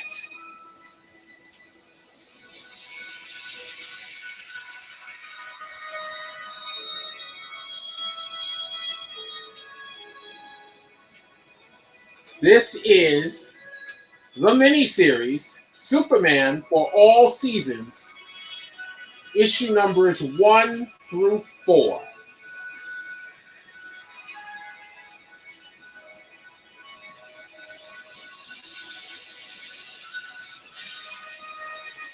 Issue numbers 1 through 4. Oh, what is Douglas saying? Larry Hama and Chris Claremont made it awesome for me.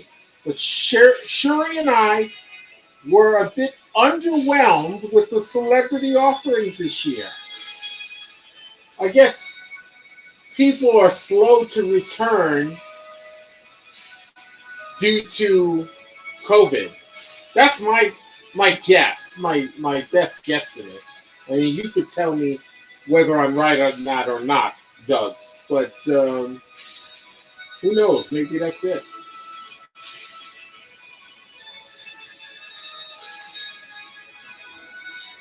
Plus, getting celebrities to come to your convention is a big deal, because they gotta pay for them to come out. They gotta take care of their flight and their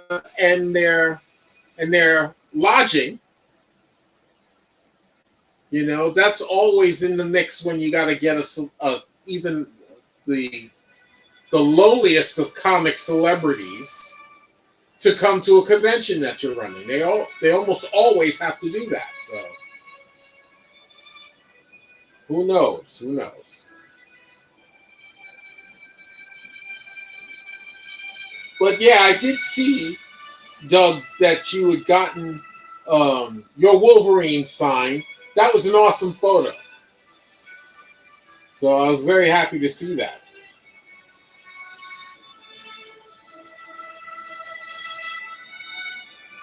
It's $500,000 for Mark Hamill just to show up.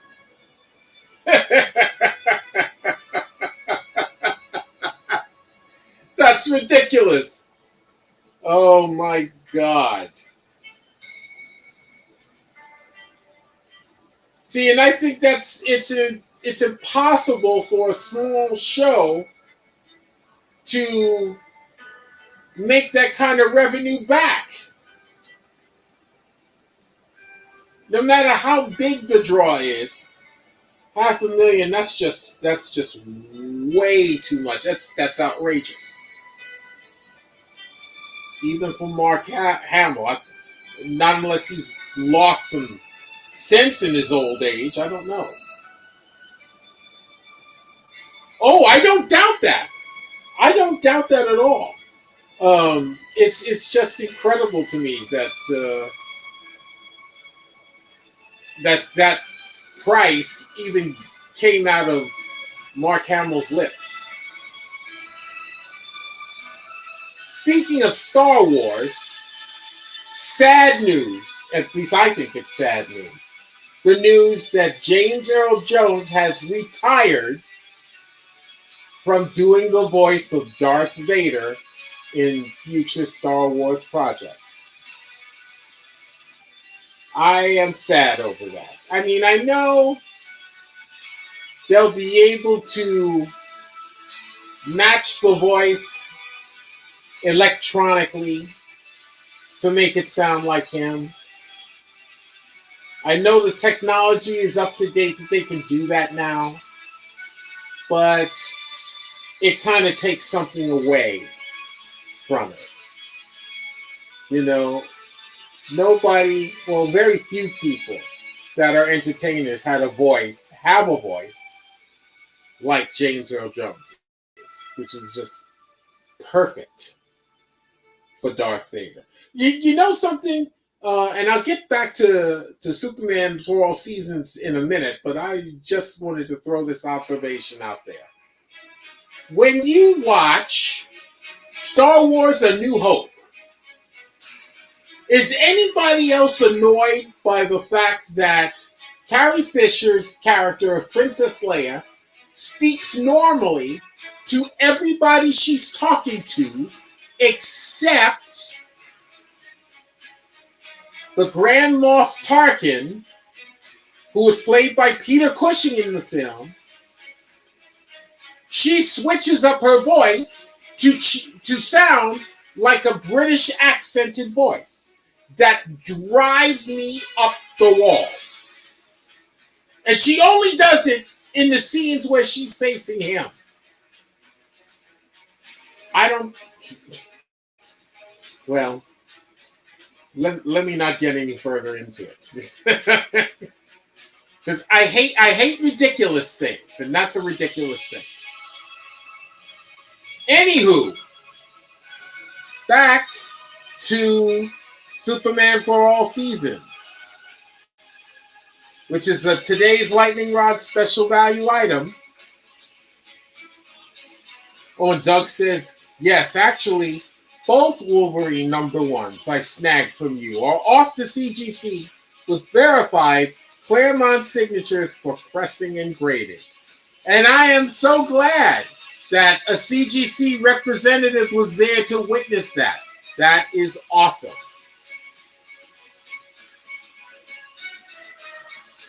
Man, I wish I was there for that. Thank you for posting those pictures.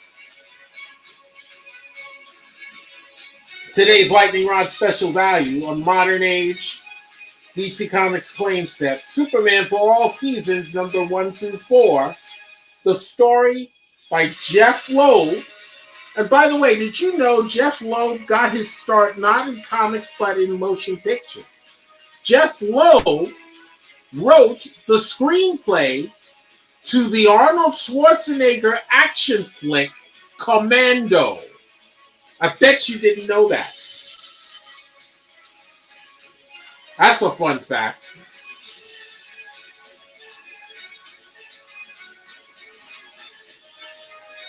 Oh, Doug says, I think the voice, he's talking about Princess Leia when talking to Tarkin. I think the voice thing is more about her using a senatorial inflection with Tarkin.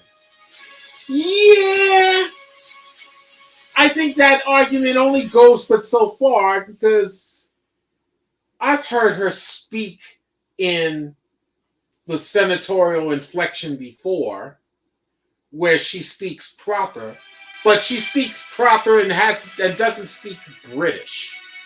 Doesn't pull off a faux British accent. You know, it seemed deliberate.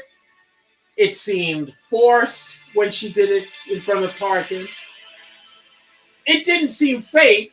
I mean, if you closed your eyes and you didn't know it was Carrie Fisher talking, you'd think it was a woman from Great Britain, or at least somebody who has a Great Britain-esque accent, because they're all from a galaxy far, far away. But yeah, you know, it's just it's an interesting thing. Let's put it that way. It's interesting. Not necessarily in a good way, but it's interesting. Back to Superman for All Seasons. Yeah, that was a fun fact about Jeff Loeb. I don't think he has many screenplays under his belt, but that was the screenplay that he wrote that got made into a film. And it happened to be a Schwarzenegger film. So that was interesting. Tim Sale. Tim Sale is the artist on this. We lost Tim Sale a few months ago. It seems we are losing all kinds of great artists this year. We lost George Perez. Excuse me. We lost Neil Adams. Excuse me. First we lost Neil, then we lost George, and then we lost Tim Sale. And now I hear Carlos Pacheco is ill.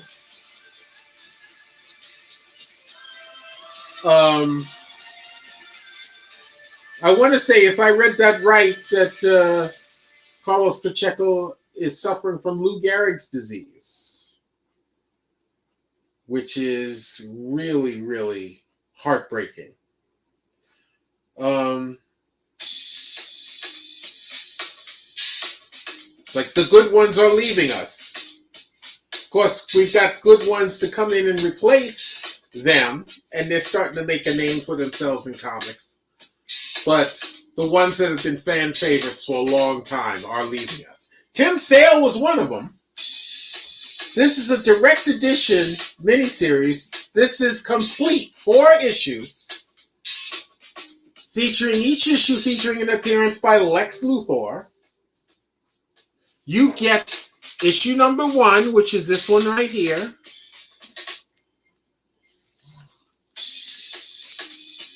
Issue number 2.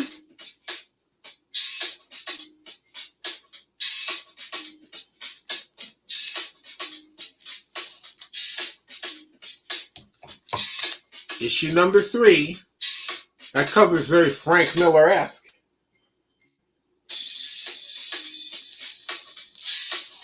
And issue number 4. So this is the complete miniseries. Each issue is square-bound, prestige format. These issues came out between September and December of 1998. The grade range is between 9.6 near mint plus to 9.8 near mint condition.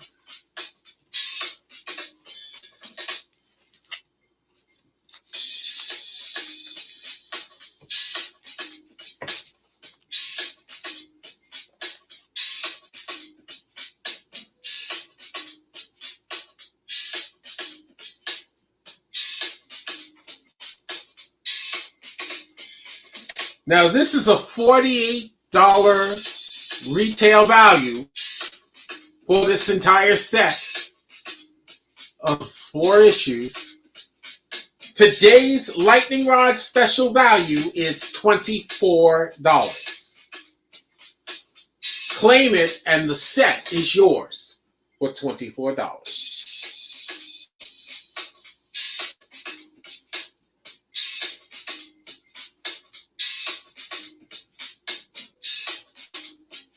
Oh, I forgot to mention that I also had Humberto Ramos sign the timeless Miss Minutes variant I got from you. CGC has that as well.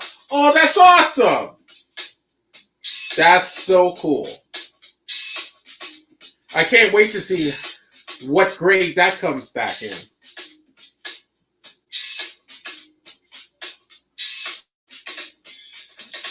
Because I think I estimated that to be the highest grade out of everything that you sent in.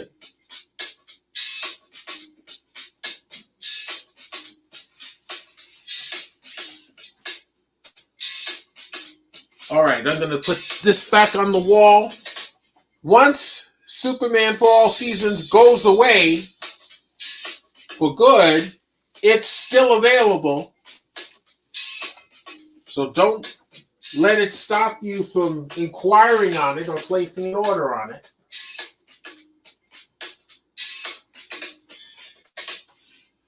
Let's do this one next.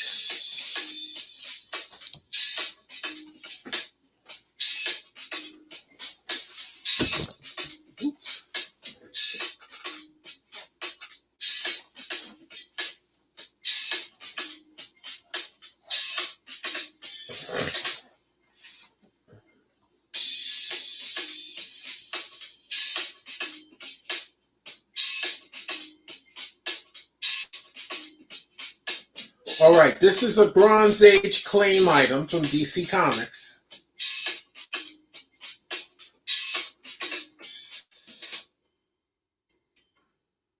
And Shazam is definitely relevant with Black Adam coming out. Is it next month? I think it's either the end of next month or the beginning of the following month. Black Adam will be out. I'm so looking forward to that.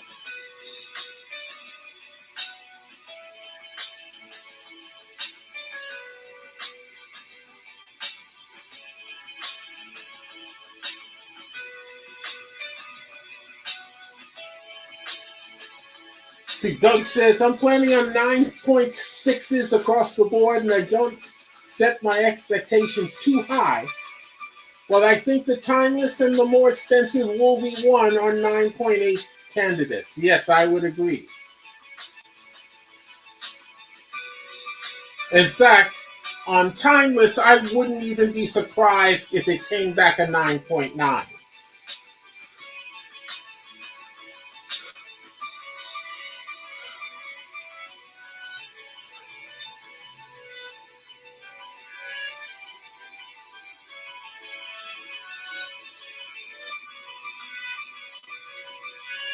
All right, this book, this is a Treasury edition, a Bronze Age DC Comics claim item, limited collector's edition number C21. That is the actual title, limited collector's edition. Shazam. With one magic word, Shazam, the original Captain Marvel. As some of you may know, Captain Marvel was originally published as a Golden Age comic from Fawcett Publications. I believe it was 1970 by the time Fawcett, who had already gone out of business, had most of their characters purchased by DC Comics. And thus, so began the DC Comics adventures of the original Captain Marvel.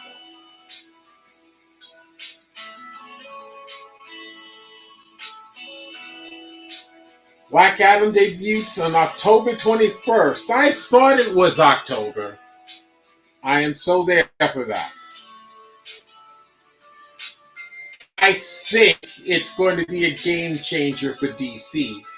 DC, their movies largely have left something to be desired. Like they're trying to catch up to Marvel in their movies desperately. And in the meantime, Marvel has fallen behind a little bit. I think, as far as Marvel's Phase 4 is concerned, and the last movie in Phase 4 will be Black Panther Wakanda Forever, which comes out in November. I think overall, Marvel's Phase 4 has been weak. Disappointingly weak. Movies that I enjoyed, like Black Widow, could have been better. I did not like Shang-Chi and the Legend of the Ten Rings. I did not like the Eternals. I hated the Eternals. I thought that was just dog pucky. It was awful. I was disappointed by Moon Knight. I'm largely disappointed with She-Hulk.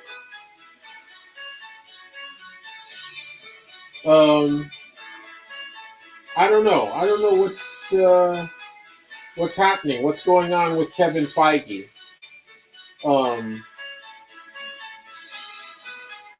But I think Marvel still has a chance to rise back up to the greatness the first three phases had. And hopefully Phase 5 will bring it back to its former glory. But we'll see. DC's got to catch up, even despite hits like The Batman, the beginning of the year, with Robert Pattinson. That was actually a surprisingly good film. I'm hoping Black Adam will carry it forward.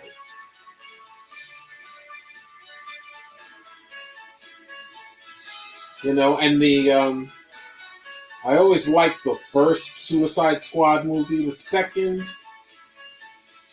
it was below the quality of the first Suicide Squad movie, but not by much. Not below by much. Have you seen the new Thor, Michael? Yes, I have. Hated it.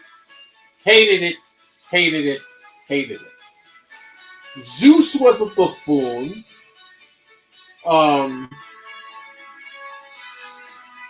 Thor wasn't that far behind. Thor in this movie was almost written like he's written in Norse mythology.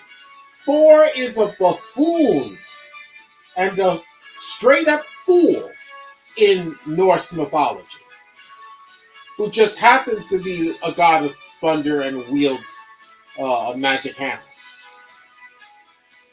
But yeah, I don't like the way mythology portrays Thor, and I'd venture to say neither did Stan Lee, because Stan Lee went the total heroic noble route with a bit of arrogance, but he wasn't stupid.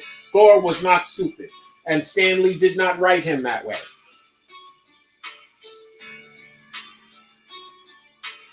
And Douglas says, agreed. Kevin Feige is too concerned now about other things rather than just telling good stories.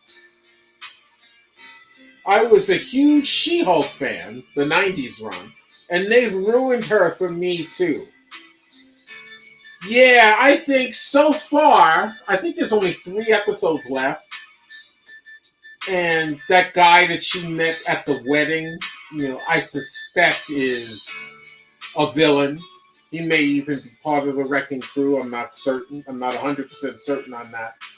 But to me, the best episode of She-Hulk was the one where Doctor Strange's servant Wong, who is now Sorcerer Supreme, and I like him as a character. I don't know if I would have him stay as Sorcerer Supreme. But the episode where he hired She-Hulk to go after the magician performing at the Magic Castle in Hollywood, and he's actually conjuring spells and summoning demons and not realizing what he's doing. I thought that was a great episode of She-Hulk. Probably the best She-Hulk episode out of all the episodes that they've aired so far. And actually, an interesting thing, there was an old black guy who was that magician's assistant. Remarkably, he is the oldest living actor at 101 years old. He's actually 101 years old. And he did that episode of She-Hulk. And I'm like, wow, that's cool. That part is cool. And that episode was a decent episode. I liked it. But She-Hulk has fallen short.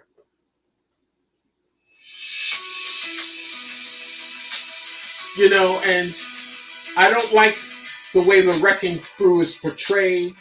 The weapons they have look like toys. They should be burly, middle-aged longshoremen types, like the way that they're drawn in the comics. They shouldn't be young punks. I wouldn't have gone that route. If anybody, you could have introduced Crusher Creel, the Absorbing Man. I mean, he has a relationship with Titania, but I don't know what the hell they're doing. Marvel crushed me with Moon Knight. Oscar Isaac is awesome, but they took too many liberties with the character slash story, and it never really took off.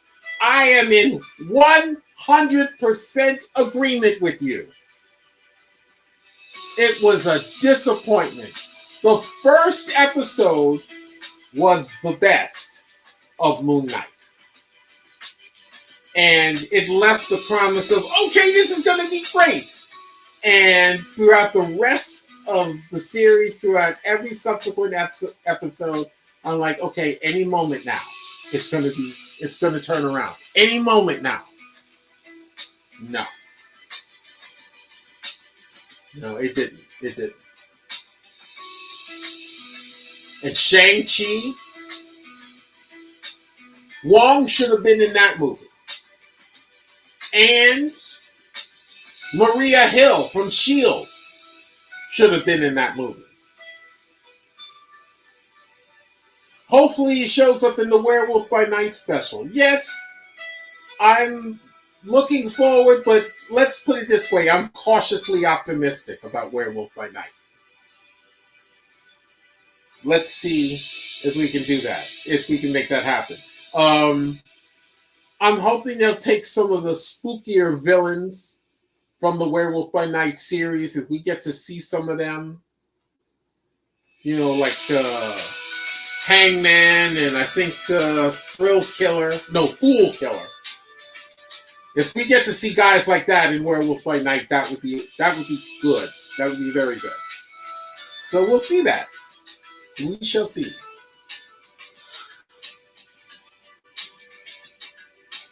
Now, as I was saying, with this tabloid issue of Shazam, limited collector's issue number C21, Shazam tabloid.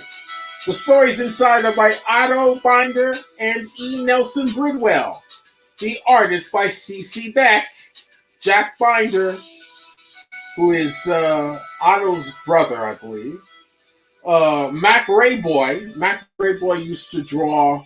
He was the most realistic of the artists that drew Shazam material back in the 40s. He drew Captain Marvel Jr. adventures.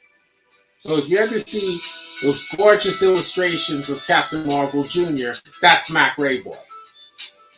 Pete Costanza, Mark Swayze, Maurice Del Borgo, and Kurt Schaffenberger. This is before he started working on Superman. The cover is by C.C. Beck, featuring reprints of Captain Marvel and the Marvel Family Adventures from Captain Marvel Adventures number 19, January 1943. Captain Marvel Adventures number 68, December 1946. Captain Marvel Adventures number 115, September 1950. Captain Marvel Adventures number 121, June 1951. Captain Marvel Jr. number 11 from September 1943. And the Marvel Family number 85 from July 1953. All stories reprinted in tabloid format. And many of the wartime Shazam stories or Marvel Family stories dealt with threats associated with the Axis powers. The summer of 1973 is when this tabloid came out. The grade range is 6.5, fine plus to 7.0, very fine, very fine condition. And the buy it now is $24. Claim it, and it is yours for $24.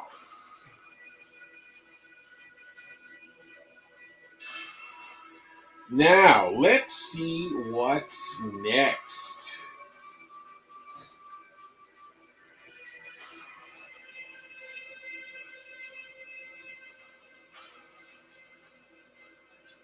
Oh, you'll like this.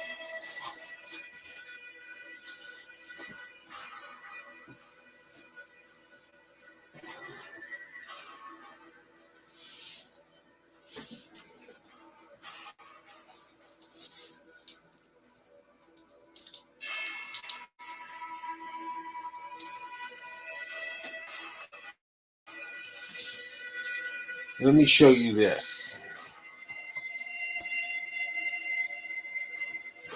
This, my friends, is an awesome sketchbook.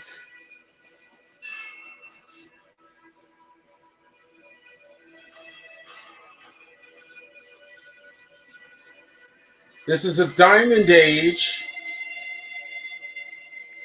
claim from artist Mark Brooks. Mark Brooks does some gorgeous covers. He's done Avengers covers. He's done X-Men covers. He's done Batman covers. And he's using just pen and ink and marker. It's amazing the work he does. But I will show you. This book is entitled Mark Brooks's Little Book Black Sketchbook, Volume 1, and it is signed by Mark Brooks. It's shiny. Yes, it's shiny. The inside's not shiny, though. Let me show you.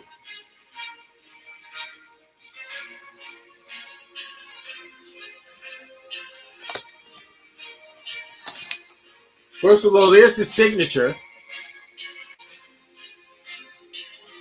This will come with a COA.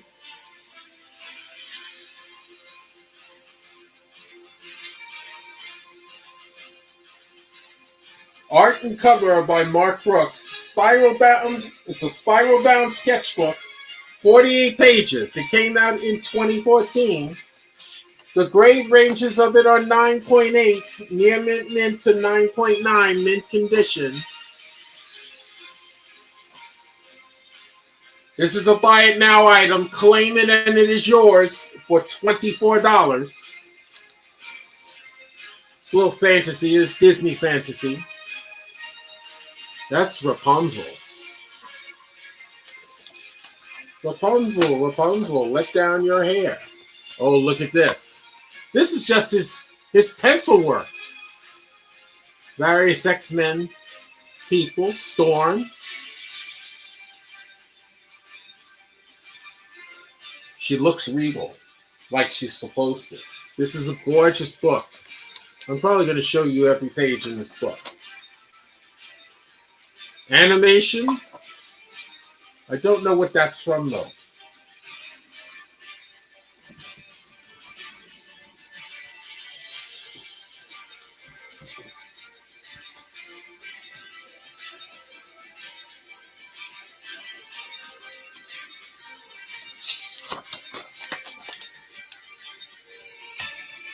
Ghost in the Shell.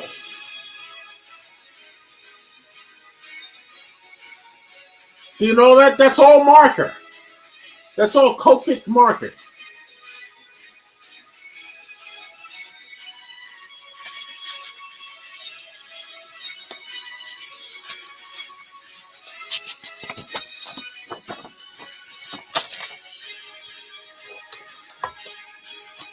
Batgirl.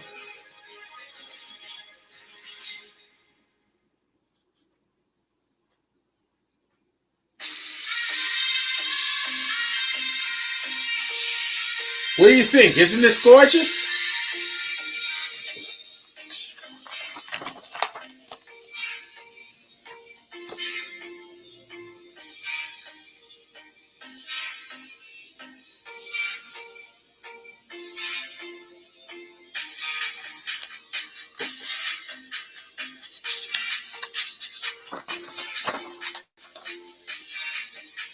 Oh, look, it's Ursula and the Little Mermaid.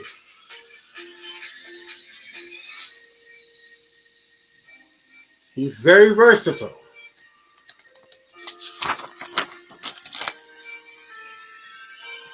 Oh.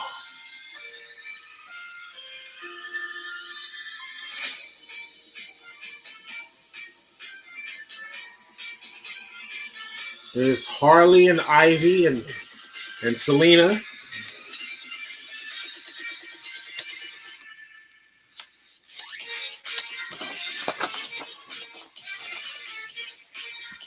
Spider-Gwen. Oh, awesome, awesome. I love his work.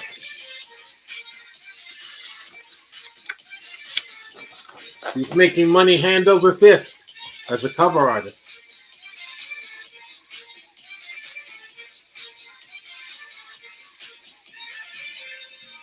I think that character's from the Captain America book.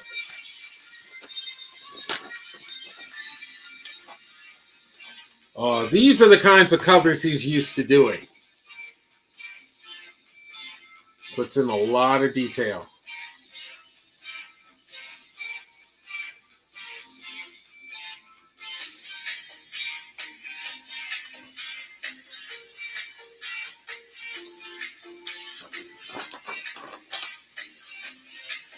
Black Cat. Oh.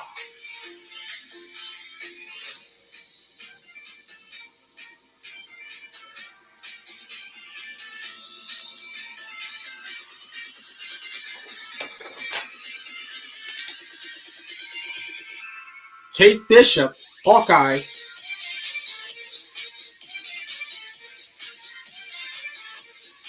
With a little Hunger Games symbol.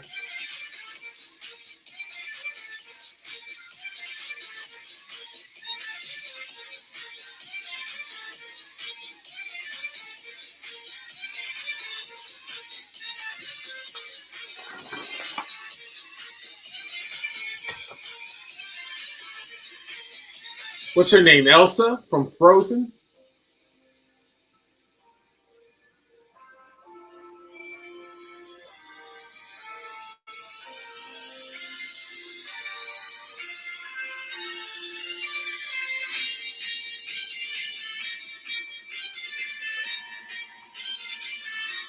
And Snow White.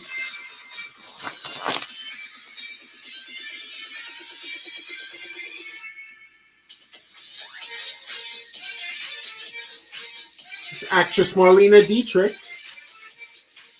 You got Wonder Woman. You got the Cheetah. You got Harry Potter.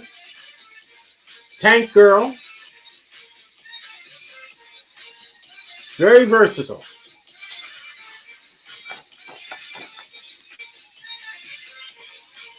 Slave Girl Leia. And I think she's from Game of Thrones.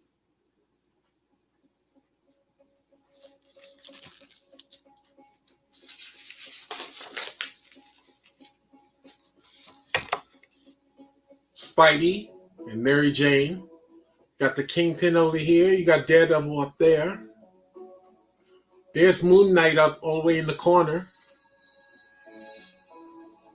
Mary Jane and Gwen. There's Doctor Strange. Gorgeous work.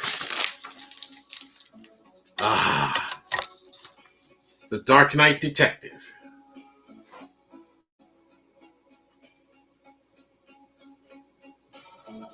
This is a great sketchbook.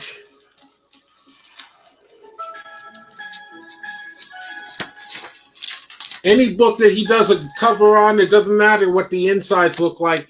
I get the book just for the cover. Nova, Tony Stark, Magneto.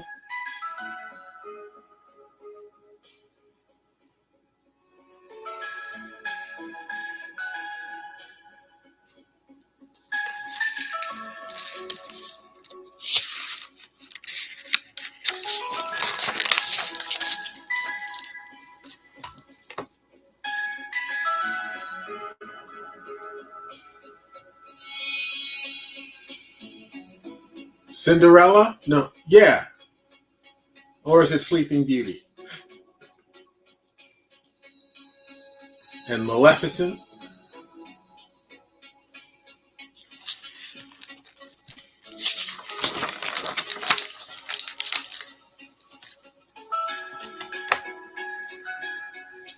X-23?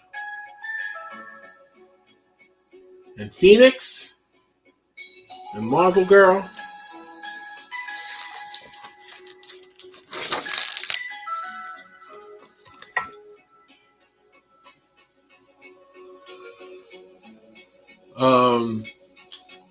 Lady Mechanica,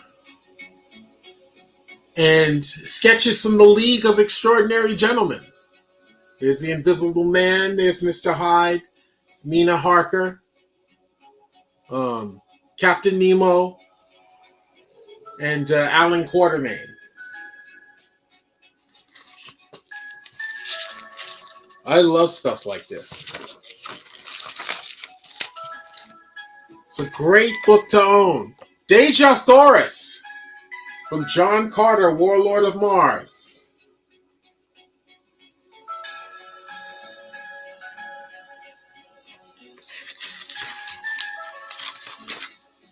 Hey, I've taken you through the whole book.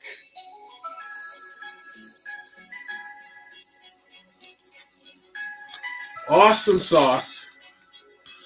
And it comes with a rubber band to keep the book closed. Look at that. Awesome book. Awesome. Awesome, awesome, awesome. $24. Claim it and it's yours for $24. Little Book Black. Sketchbook Volume 1 from Mark Brooks. M.B. Well, let me show you what's up next.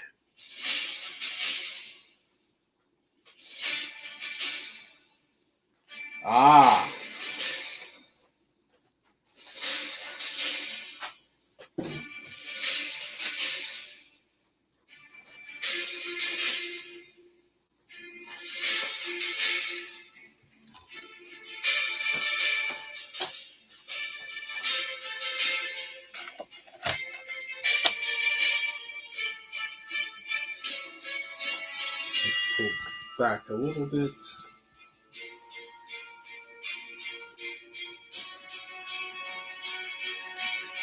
This is a Diamond Age Boom Studios claim.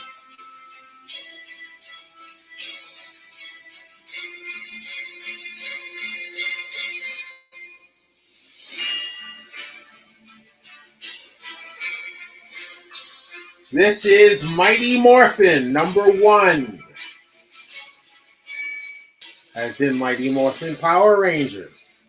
#1. Boom Studios has brought the comic book adventures of the Power Rangers to life. And there's several different titles out. And they're all doing very well. The story inside this issue is by Ryan Parrott. The art is by Marco Renna. And the cover is by In-hyuk Lee. This is from November of 2020. The grade ranges on this issue between 9.8 near mint and 9.9 mint condition. But buy it now on this issue is $25. And let me tell you why. Because if you buy this for $25, if you claim it, you get a free gift. Here is the free gift. It is the Mighty Morphin Power Rangers collectible enamel pin set. The set features the White Ranger, who there he is standing in the center of the cover, the White Ranger, and the White Tiger Zord, which is his vehicle. You will get this for free for the buy it now of $25 for Mighty Morphin #1.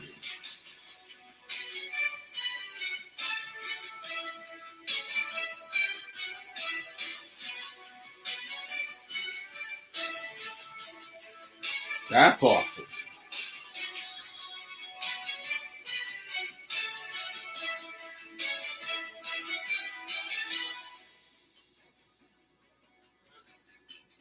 Now let me show you some other stuff. Remember, everything is still available that has that has not been sold yet.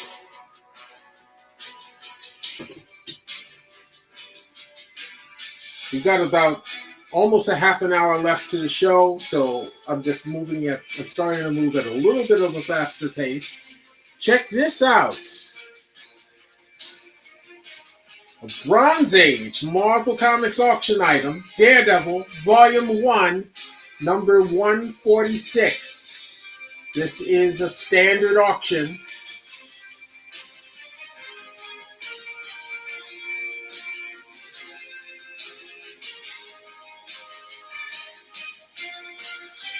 Standard auction item, Daredevil Volume 1, number 146, with a story by Jim Shooter, art by Gil Kane and Jim Mooney. The cover is by Gil Kane with inks by Dave Cockrum. This issue features the 6th appearance of Bullseye. This is from June 1977. The grade range is 6.5 fine plus to 7.0 fine, very fine condition. The opening bid is $18.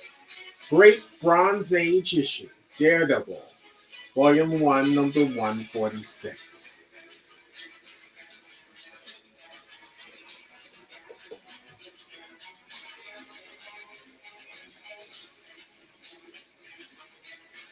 We have another Today's Lightning Rod special value item coming up.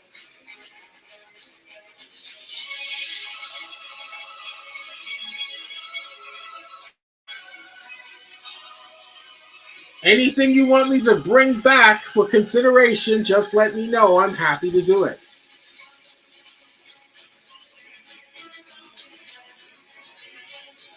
Oh, this is a classic.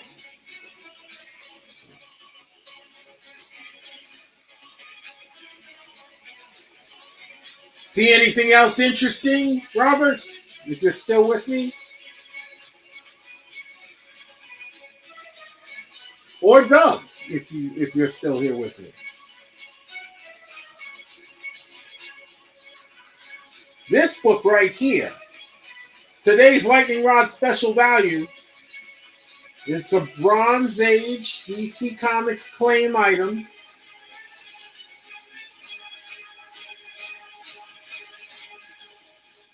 It is Green Lantern, Volume 2, number 83. With a story by Denny O'Neil, art by Neil Adams, who we just lost a few months ago, with inks by Dick Giordano, and the cover is by Neil Adams. It is a gorgeous one. I highly recommend it. The Mark Brooks sketchbook, I highly recommend that.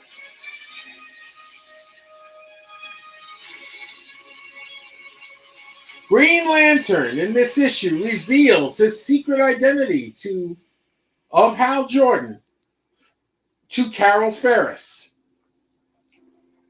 who will later become the villainous Star Sapphire. First and only appearance of this character, Grandy, who was deliberately drawn by Neil Adams to resemble Vice President Spiro Agnew. Now, for those of you who may not be up on history, Spiro Agnew was the Vice President of the United States under Richard Nixon.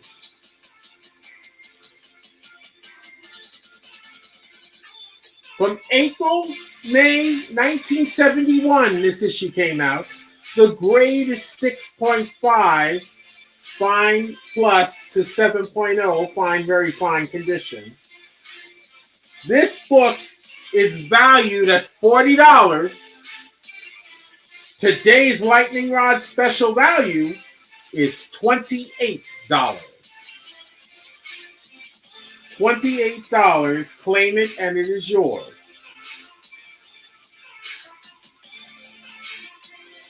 What else have I got to show you? We got another claim item from the Bronze Age of Marble.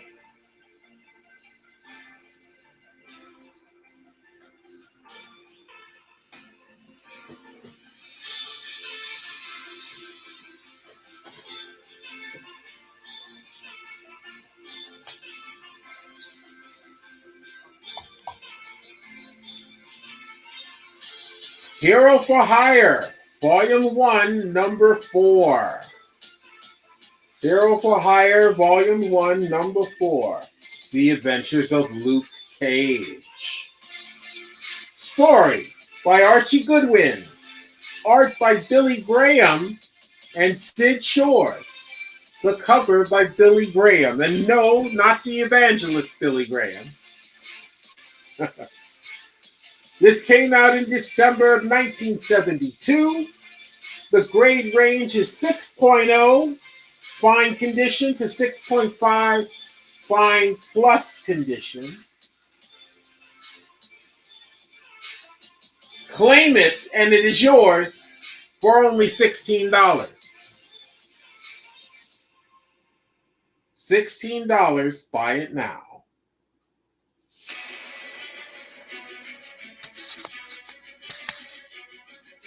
Oh, and how about this next?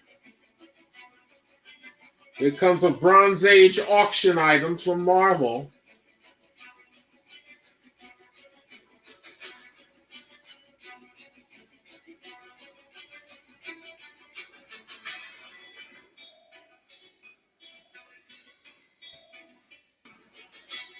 Coolness. Cool issue. Bronze Age Marvel auction item, The Incredible Hulk, Volume 2, number 148. Now keep in mind, there was a Volume 1 of The Incredible Hulk. Those issues are all Silver Age. There were only 6 issues of Volume 1. And they were drawn by Jack Kirby and Steve Ditko. And as a matter of fact, I think there was at least one issue, perhaps as many as 2, where Steve Ditko inked over Jack Kirby on those Hulk issues.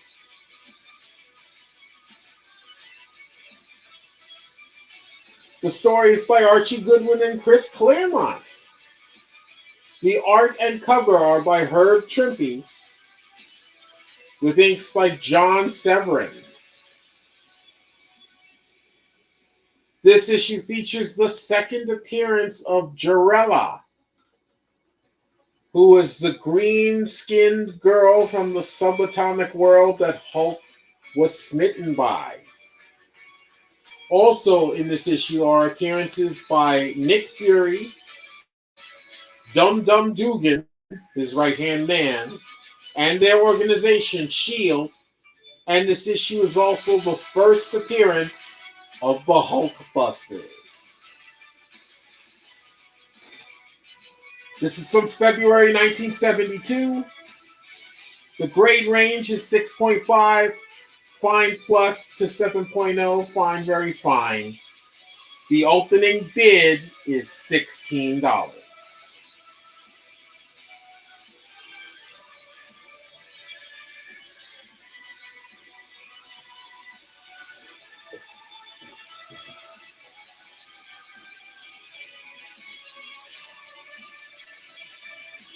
All right, what else do we got? Ooh, we got a Marvel Age, a Modern Age rather, Modern Comics claim.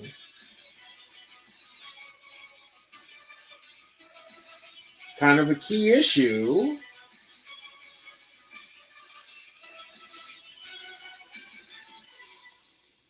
Ooh, how about that one? This is The Amazing Spider-Man, Volume 1, number 363. The Amazing Spider-Man, Volume 1, Number 363. The story is by David Michelini. The art and cover by Mark Bagley and Randy Emberlin. A direct edition copy. The 7th appearance of Carnage is in this issue. There are appearances in this issue by Venom, Mr. Fantastic, and the Human Torch, both from the Fantastic Four, the Shocker, and the Guardsman. This is from June 1992. The grade ranges are between 7.0, fine, very fine, and 7.5, very fine minus. So buy it now on this issue is $60. Claim it and it is yours for $60.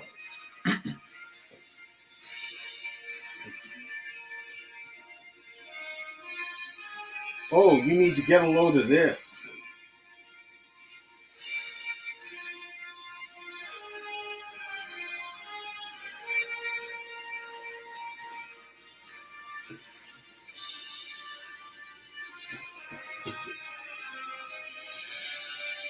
Oh, look at that. Jerry Lewis's comics were big at DC.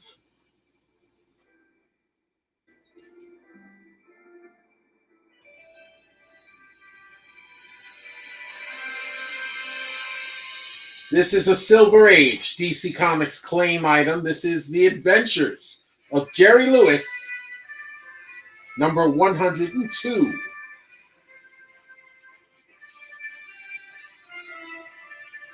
The story is by Arnold Drake. Believe it or not, the art and the cover are by Neil Adams. Neil Adams drew the Jerry Lewis comic at DC. Amazing. September, October, 1967, which means this was a bi-monthly book. The grade ranges are between 3.5, very good minus, to 4.0, very good condition. Claim it and it is yours for $14. Claim and it's yours for $14.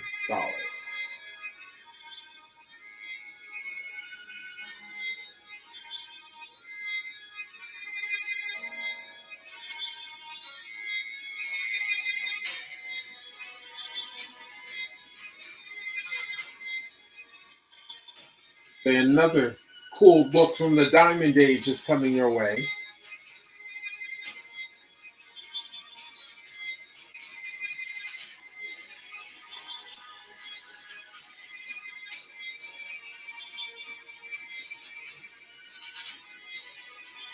Oh, yeah.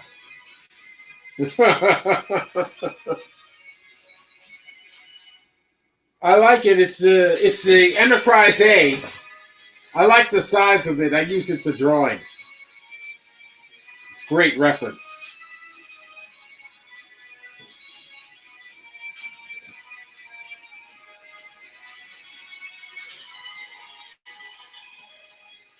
All right, you're going to want to check this next book out.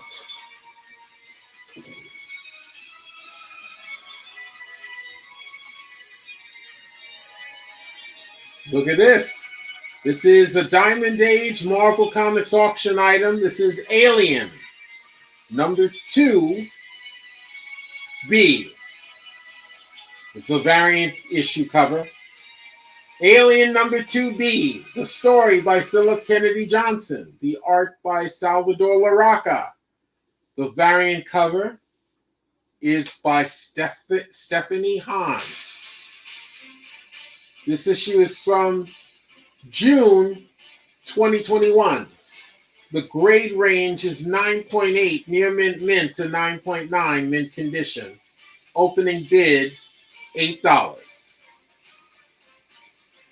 Opening bid on this variant cover issue of Alien number 2, $8. We've only got a couple more items left. for today's show. We've got another reserve auction item.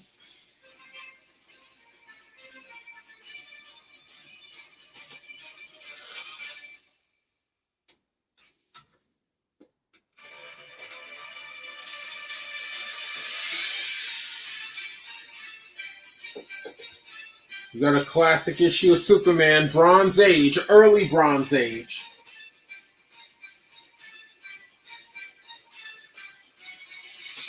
This is Superman number 232 from Volume 1.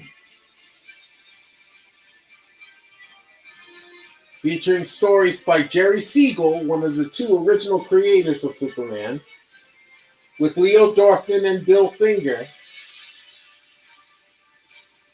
The art is by Wayne Boring and Stan Kay, George Papp, Al Plastino, and Kurt Swan and George Klein, and Murphy Anderson. This is a giant-sized issue featuring 4 reprinted Superman stories. The reprints come from Adventure Comics, Volume 1, Number 216, September 1955. Adventure Comics, Volume 1, Number 313, from October 1963. Superman, Volume 1, Number 141, from November 1960. And Superman, Volume 1, Number 164, from October 1963. This issue came out in January of 1971. The grade range is between 6.5 fine plus and 7.0 fine very fine. As with all reserve auction items, the opening bid is $1. Remember, I am under no obligation to sell this or any reserve auction item if they do not hit their reserve.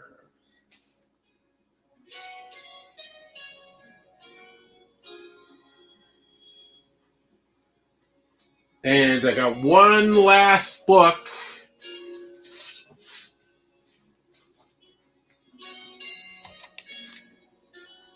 This is a Bronze Age DC Comics claim item, The New Teen Titans, Volume 1, Number 28B.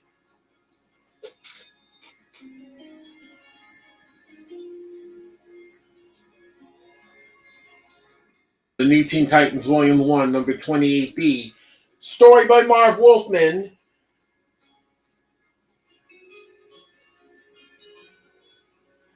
Art by George Perez. With inks by Romeo Tangal.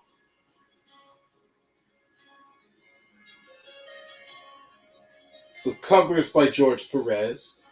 This issue features the second appearance of Tara and her first cover appearance as well. Also, there's an appearance inside by the Brotherhood of Evil. This is from February of 1983. The grade range is 9.2 near mint minus to 9.4 near mint condition.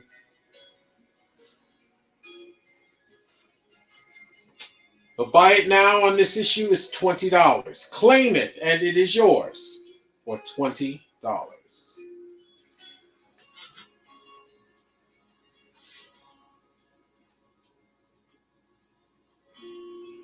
And that, my friends, is everything that we had ready for the show. So let me ask you, in the few minutes we have left, Robert, so I know you're still with us,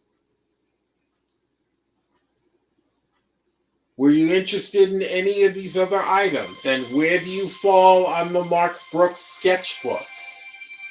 Let me know, but let me know soon.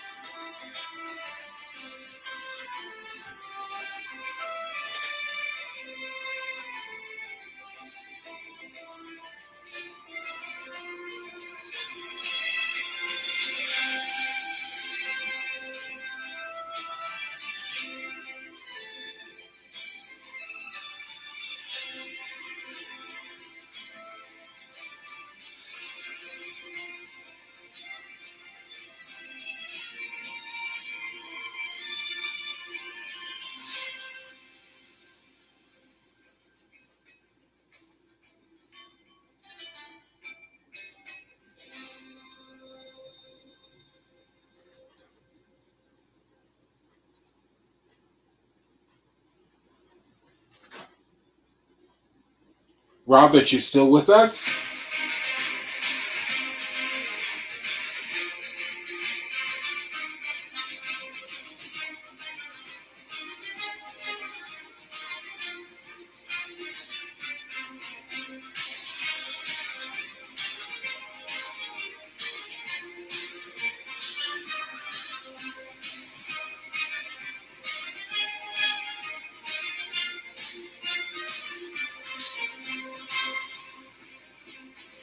Oh, you're claiming the sketchbook. I see it now.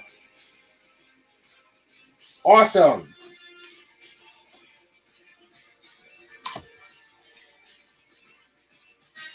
Thank you, thank you. Anything else?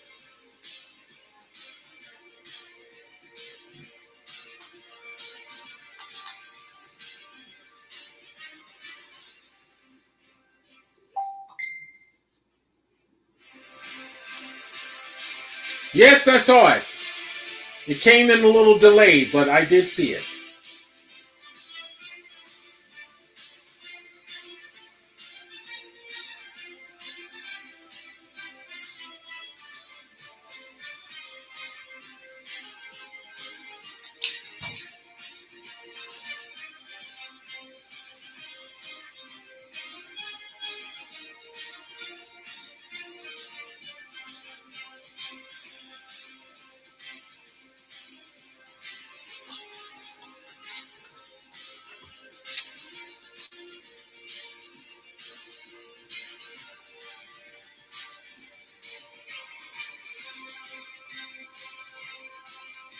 All right.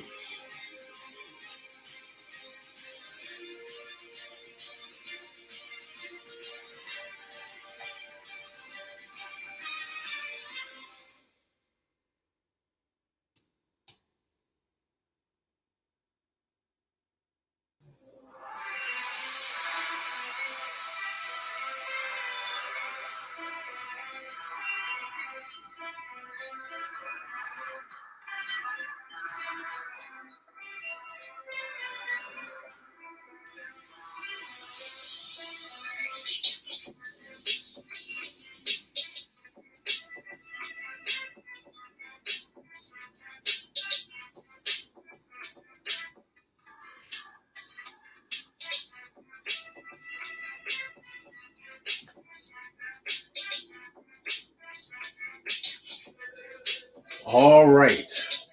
Thank you so much, and congratulations to Robert Kennedy, our big winner of the day, for purchasing the Mark Brooks Little Book Black sketchbook.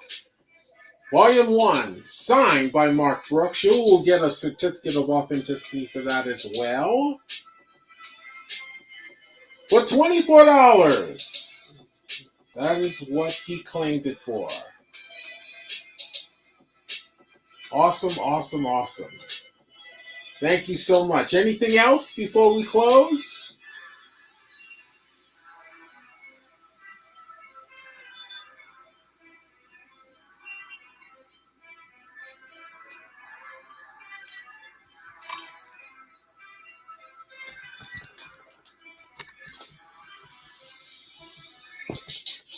So this is going to add an additional $94 to your invoice, which I will do the calculations for and send you on Friday so that we can do your next installment of 25.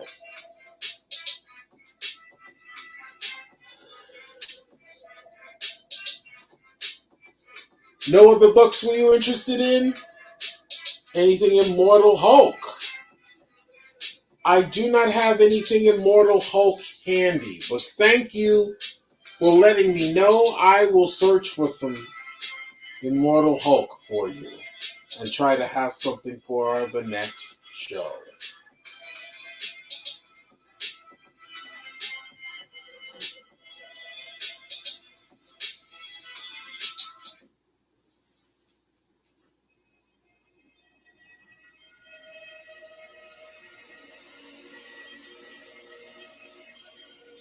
Well, it looks like that's going to do it for us today. So I thank everybody for coming in. We didn't have too many people, but that's okay. And I thank you for Robert, who was our big winner today.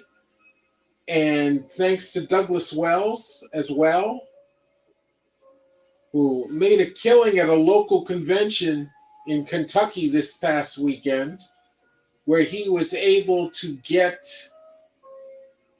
books he has acquired on this show, including Wolverine #1, and get them signed by Chris Claremont and sent to CGC for grading. That is absolutely awesome. Keep watching our posts. We're going to start doing more advertising on Facebook and Instagram. Not only about upcoming books, but sales of these and more books that we have to offer, plus general advertisements promoting literacy and imagination by reading comic books. So you're going to see more and more of that. Keep watching. Watch the skies, as they say.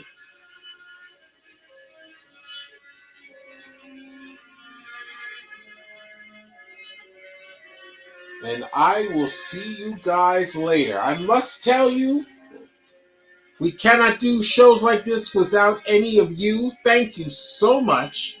Your patronage is greatly appreciated. Be sure to like and share our show on Facebook Live. And be sure to subscribe to our YouTube channel. Go into YouTube, write in the search box, Lightning Rod Collectibles. It'll take you right to our page. Please subscribe.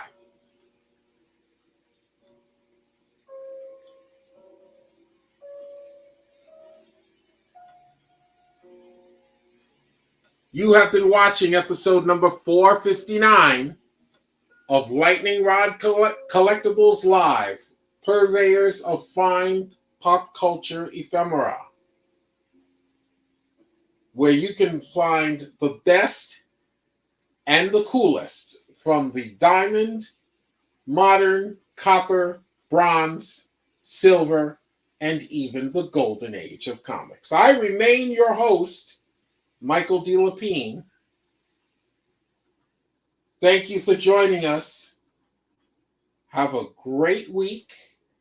Keep watching our advertisements for our next show. And I will see you later.